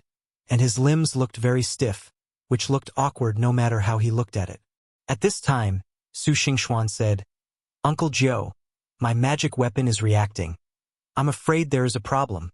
Hearing this, Uncle Joe quickly took out a leaf-shaped magic weapon from his waist, waved it in front of his eyes, and when he opened his eyes again, he saw two ghosts in blue clothes grabbing Ah-Chang's hands and rushing towards the girl. Uncle Joe immediately rushed towards the two ghosts, grabbed Debeo, and kicked him out. Seeing this, Su Xingxuan took out the soul-summoning flag, waved it in front of his eyes, and after feeling a cool breeze, he hurried forward. However, he did not take action. Otherwise, whether it was the soul-summoning flag or the red rope stained with the blood of Xiongong's crown, he would be able to capture the two of them in minutes. But in this way, he could not go to the room where Uncle Joe put the ghosts, and he could not find an excuse to ask for those ghosts, so he just stepped forward to help Ah-Chang up. Uncle Joe grabbed Debeo and threw him against the wall. Then he rubbed his fingers on the oil lamp, drawing out a little yang fire, and slapped it towards Debeo's eyebrows, injecting the yang fire into Debeo's body. In an instant, Debeo trembled and collapsed to the ground, unable to move. Seeing this, Su Xingxuan couldn't help but nodded secretly. It seemed that Uncle Joe's ability was even higher than he had imagined. Apart from anything else, he could use the oil lamp to ignite the yang fire, and it was effortless. This level of cultivation must have reached the realm of a half-step immortal. If he entered the realm of an immortal, he would be able to use the yang fire to refine the heart fire. Compared with Su Xingxuan, he was much stronger. At this time, Uncle Joe picked up a wine jar next to him and was about to put Debeo in it. But when he looked up, he saw Mao Shanming dragging Debeo in, and immediately frowned. "Dao Yu? What are you doing?" "Ah!" Mao Shanming was stunned when he heard this. He glanced at Uncle Joe awkwardly, then said, "Oh, fellow Taoist, let me help you." He then ran over to Uncle Joe, picked up a wine jar as well and said to Debeo, "Come on, come on." Seeing this, Su Xingxuan shook his head secretly. This Mao Shanming was really unlearned. Apart from his real magic power, he had no other skills except using magic tools. How could he capture the ghost without casting a spell on the wine jar? Besides, Debeo's soul was burned by yang fire now, and he had no strength at all. How could he possibly enter the wine jar? Soon Su Xingxuan felt speechless, and Uncle Joe also felt something was wrong. He immediately ignored Mao Shanming and sucked the Bagua mirror in his hand at the bottom of the altar. The magic power surged out, and he immediately sucked Debeo into the altar and suppressed it with talisman paper. Chapter 70, Walking into a Trap. Seeing this scene, Xiaobao on the side was frightened and screamed. Mao Shanming saw it and quickly raised the jar and glared at Xiaobao. "Why don't you come?" Seeing this, Xiaobao quickly flew towards Mao Shanming's jar. But Uncle Joe, who had seen through all this, would not let Xiaobao be taken away by Mao Shanming.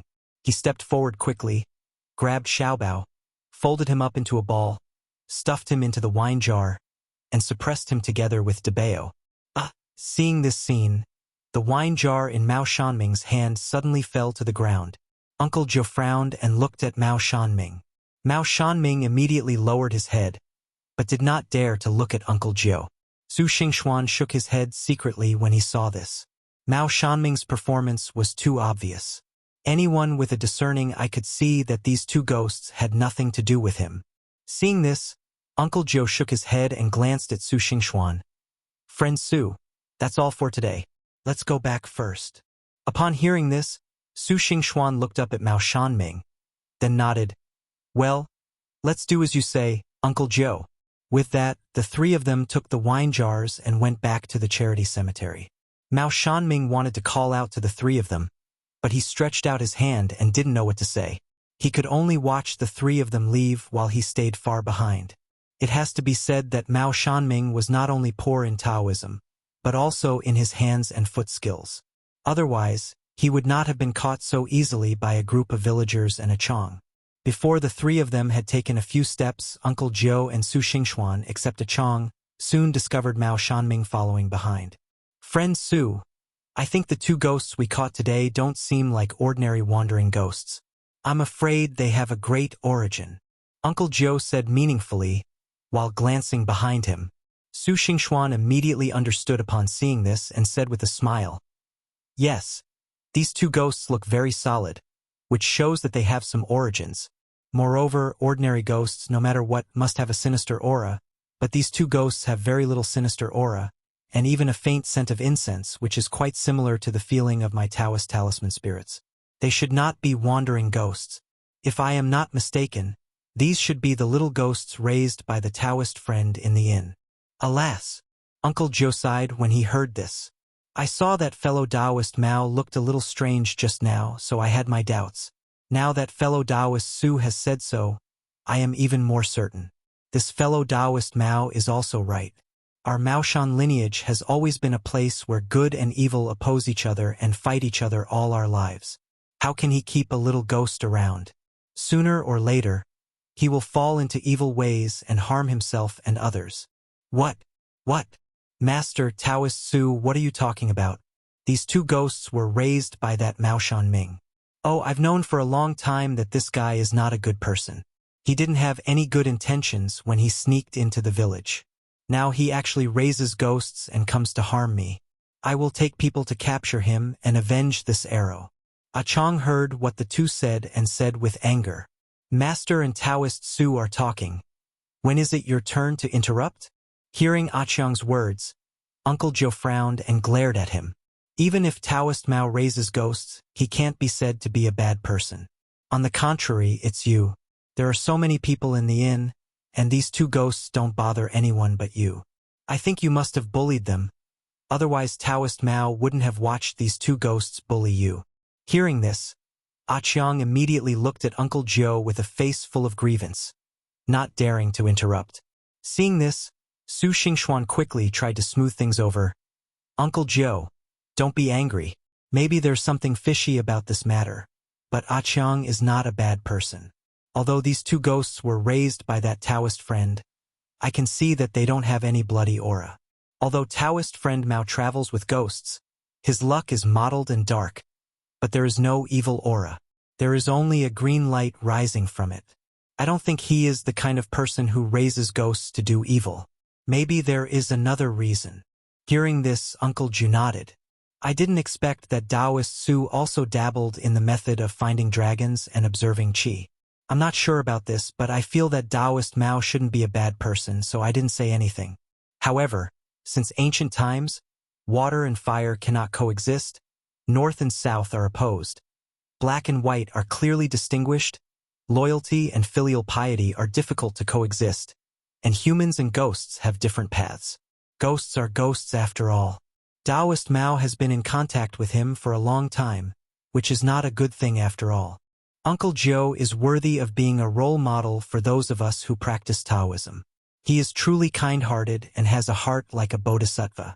I admire him so much. I wonder what Uncle Joe is going to do," Su Xingxuan said with a smile. Uncle Joe smiled upon hearing this.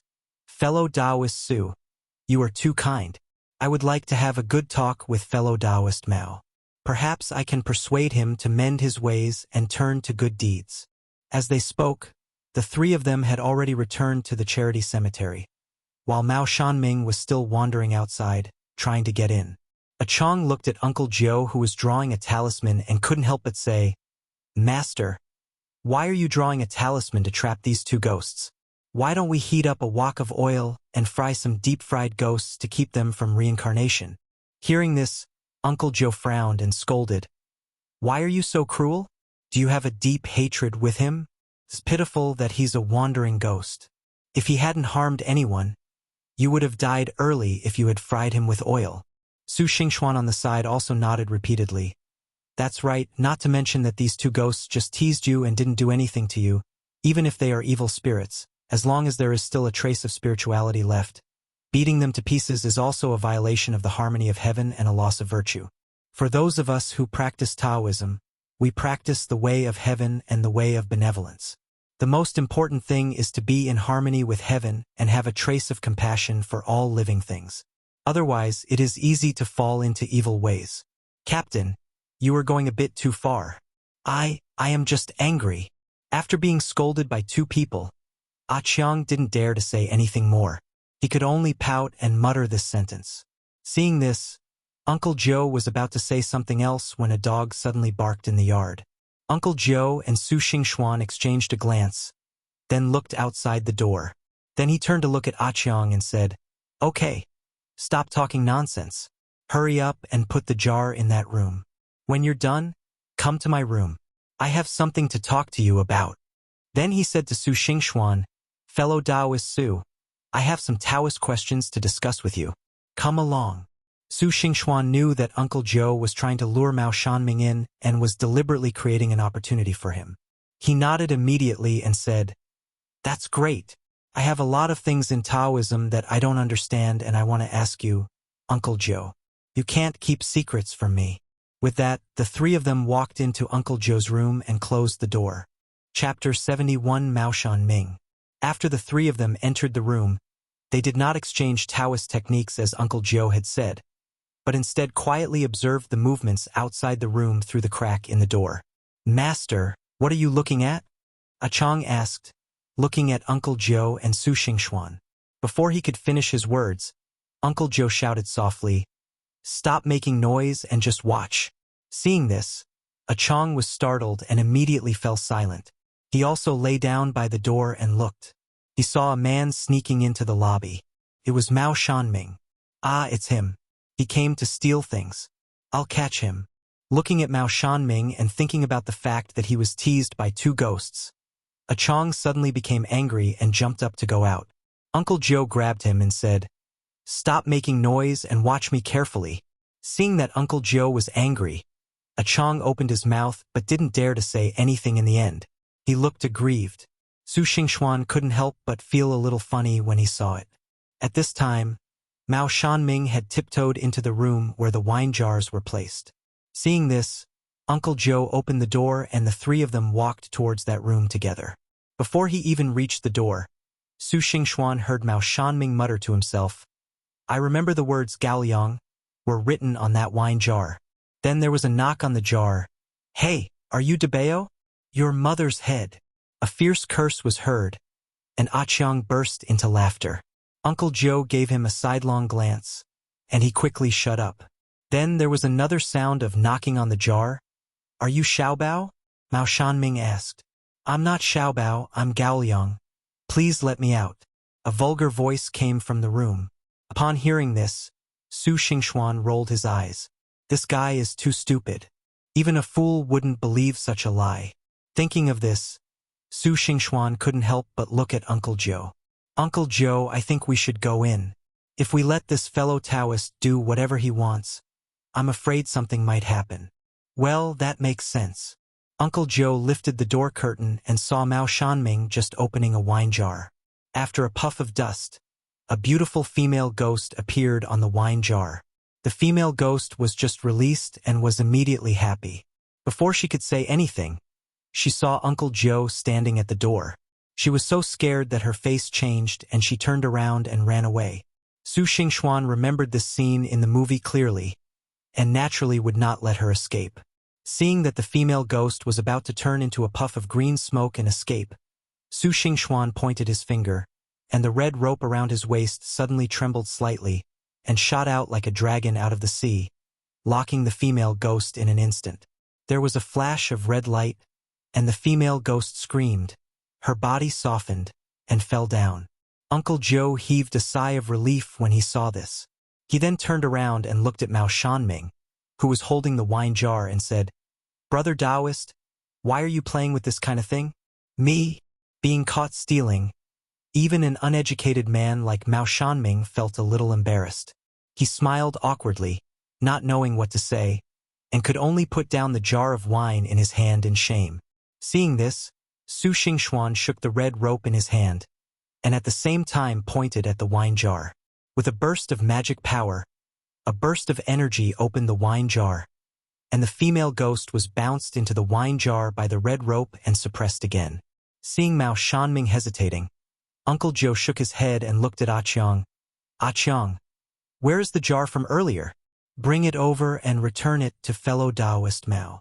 Give it back to him, stop joking." When Achong heard this, he jumped up and said in front of the wine jar, "Who's in charge, you or me?"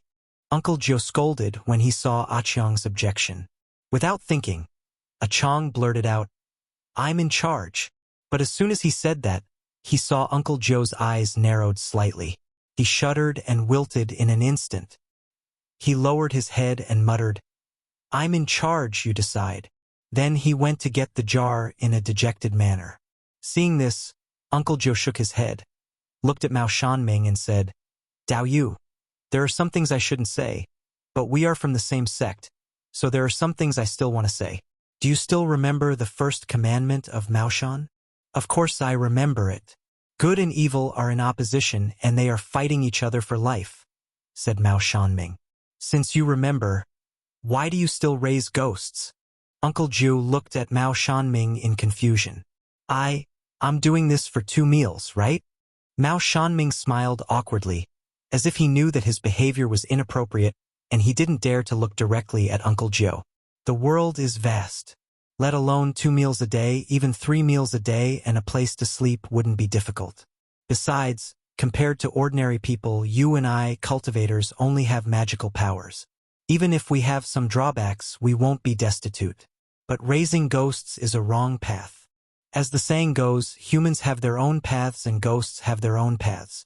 Humans are the spirits of all things, and they are the gathering of benevolence, righteousness, propriety, wisdom, trustworthiness, loyalty, filial piety, integrity, shame, courage, and the best of all things. They are born with rising yang energy and are the role models for all living beings. Ghosts, on the other hand, are ominous creatures, and they embody 18 disasters: poverty, sorrow, decline, disaster, shame, cruelty, mildew, pain, illness, and death. One goes from life to death, and the other goes from death to rebirth. If you are with them, the yin and yang will be reversed, life and death will be disordered, dark clouds will cover your head, and disasters will befall you. How can your life be good? Su Xingxuan couldn't help but say after hearing this. Mao Shanming didn't know Su Xingxuan. He had always seen Su Xingxuan following Uncle Joe, and thought he was Uncle Joe's apprentice, so he didn't pay much attention to him. But now that Su Xingxuan had interrupted him and called himself a fellow Taoist, he immediately looked at Uncle Joe suspiciously. "Uncle Joe? Who is this?" "Oh, I forgot to introduce him to you, fellow Taoist Mao. He is also a fellow disciple of our Maoshan lineage, fellow Taoist Su Xingxuan. Although he is young, his cultivation is really strong. I am afraid that he will become a real person or even a master in the future." Uncle Ju just remembered it and said hurriedly. Mao Shanming was really shocked when he heard this. Although Mao Shanming was uneducated, his cultivation was real, so he naturally knew what the real person meant. Moreover, it would have been better if Uncle Joe had not said it just now. Once he said it, Mao Shanming realized that Su Xingxuan's magic power was not much weaker than his own, but he was much younger than him. Mao Shanming immediately looked up to Su Xingxuan and said quickly, "So it's fellow Taoist Su. My apologies." No. Su Xingxuan waved his hands repeatedly. "Fellow Taoist Mao, just don't think I'm too talkative." No, you're right, fellow Taoist. I was the one who broke the Maoshan precepts without even realizing it, and that's why I've been getting more and more unlucky." Mao Shanming sighed, then raised his head to look at the two of them, bowed, and said, "Don't worry, fellow Taoists. I know what to do." Chapter 72, Asking for Ghosts. "That's good. Achong, return the jar to Taoist Mao." Uncle Ju nodded and said to Achong. Hearing this, Achong reluctantly handed the jar to Mao Shanming. Mao Shanming took the jar, looked at the 3 of them, lowered his head and left. Looking at Mao Shanming's departing figure, Achong couldn't help but say, "Master, why is this world so unfair? Ghosts can see us so easily, but we can't see ghosts. If you want ghosts to not see you, it's easy. Just smear some soot on your body and it will be fine." Uncle Ju rolled his eyes at Achong, then turned to look at Su Xingxuan and said with a smile, "It's all thanks to fellow Taoist Su that fellow Taoist Mao was able to turn over a new leaf today. Otherwise, I really don't know what I should have done." Uncle Joe, who said this, did not notice that Chang's eyes lit up when he heard that applying soot on his body could make ghosts invisible. Su Xingxuan knew that Chang wanted to catch Debao and Xiaobao. He shook his head but did not expose him, and bowed to Uncle Joe. Uncle Joe, you think too highly of me. I don't have that ability. To be honest, fellow Taoist Mao has a good character. You can tell this from the fact that the ghost he raised doesn't have any evil or ferocious aura. If that ghost had even a hint of evil, I'm afraid you wouldn't have returned the jar to it. I think even if I weren't here today with your advice, fellow Taoist Mao would definitely understand. Uncle Ju nodded. That's true. Fellow Taoist Mao has a good character. By the way, Uncle Joe, Suddenly, Su Xingxuan looked at Uncle Joe with embarrassment, seeming to be hesitant to speak. Uncle Joe was stunned when he saw this, and then said, Is there anything I can help you with, fellow Taoist Su? You and I are fellow Taoists, so if you have anything to say, please speak frankly. I will never refuse anything I can do. This, I don't know where to start. Speaking of this matter, alas. Su Xingxuan hesitated for a moment, opened his mouth, but didn't say anything in the end. Friend Su, although we have known each other for a short time, I can see that you are an upright person and have great knowledge of Taoism. What happened that has put you in such a difficult situation? You don't have to be shy. Just tell me. Even if there is something inappropriate, we can discuss it. You don't have to feel embarrassed. Uncle Joe said. Okay, since you said so, Uncle Joe, I will speak up. If I'm offended in any way, please forgive me. Su Xingxuan said. Well, that's right. Fellow Taoist Su, please go ahead and tell us. Uncle Joe nodded. It's like this, I want your room full of ghosts, Uncle Joe. Su Xingxuan said, turning his head away. What? Upon hearing this, Uncle Joe's expression suddenly changed, and the smile on his face disappeared. The atmosphere suddenly became much colder. After a long while, Uncle Joe frowned and said, Friend Su, you just persuaded Friend Mao not to raise ghosts. You understand better than me the principle that humans and ghosts have different paths and that good and evil are in opposition. Why are you making such a request now? And do you know how many ghosts I have in that house? If there is any mistake, the sin caused will be great. Seeing that Uncle Joe was just sullen and not angry or upset, Su Xingxuan breathed a sigh of relief and said quickly, Uncle Joe, you misunderstood. The reason I asked for all these ghosts in this room is not to raise them, but for other purposes. You're not raising a ghost? Uncle Joe showed a hint of suspicion on his face, and then his expression changed. He looked at Su Xingxuan in horror. Could it be that you're using ghosts to refine magical instruments and practice evil arts? Fellow Taoist Su, I think you have great talent. You have such profound cultivation at such a young age. You will definitely become a great man in the future. But you must not go down the evil path. It will ruin you. Seeing Uncle Joe's defensive look, Su Xingxuan was a little amused, but he kept explaining, Oh, Uncle Joe, who do you take me for? A demon or a heretic? Oops, you really misunderstood me. Although Su Xingxuan said so, Uncle Joe still looked skeptical. Su Xingxuan was not annoyed. After all, it was indeed very rare for a cultivator to ask for ghosts. Moreover, apart from evil ways, there were generally not many other situations where cultivators and ghosts were entangled. No wonder Uncle Joe was like this. Actually, I don't want these ghosts to practice evil magic, nor do I want to raise ghosts. But if I want to use them as sacrifices to refine magical instruments, that's right or wrong. I'll explain this to you later, Uncle Joe. Uncle Joe, do you know that every year on the 15th day of the 7th month, the gates of hell open wide, and the ghosts return to the world to enjoy the offerings of the human world? The gates of hell are wide open.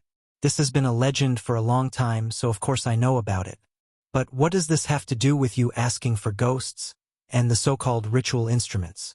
Uncle Joe said, looking at Su Xingxuan suspiciously. Seeing Uncle Joe's suspicious look, Su Xingxuan knew that Uncle Joe didn't know about the gates of hell opening on July 15th. It was understandable. After all, both the world of Mr. Zombie and Mr. Spirit were already in the Dharma ending age. It was not like Dayan where Taoist priests were everywhere and real people were as numerous as dogs. Although the gates of hell opening was not a big deal, it was still too mysterious for the Dharma-ending age.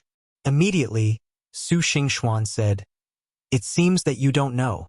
No wonder you have so many ghosts here. If you knew, there is no reason for you to keep so many ghosts here." And Ah Chong mentioned the matter of fried ghosts. It seems that when faced with ghosts that cannot be suppressed, your charity cemetery can only beat them to death. Your inheritance is not enough. Friend Su, what on earth are you talking about? Could it be that there's some hidden secret behind the opening of the gates of hell on July 15th? Uncle Joe became even more confused and couldn't help but look at Su Xingxuan. That's right. Su Xingxuan nodded. Everyone knows that every year on the 15th day of the 7th lunar month, the underworld opens its gates to the underworld, allowing wandering ghosts to come out and enjoy the offerings of the human world, protecting them from the wind and hunger.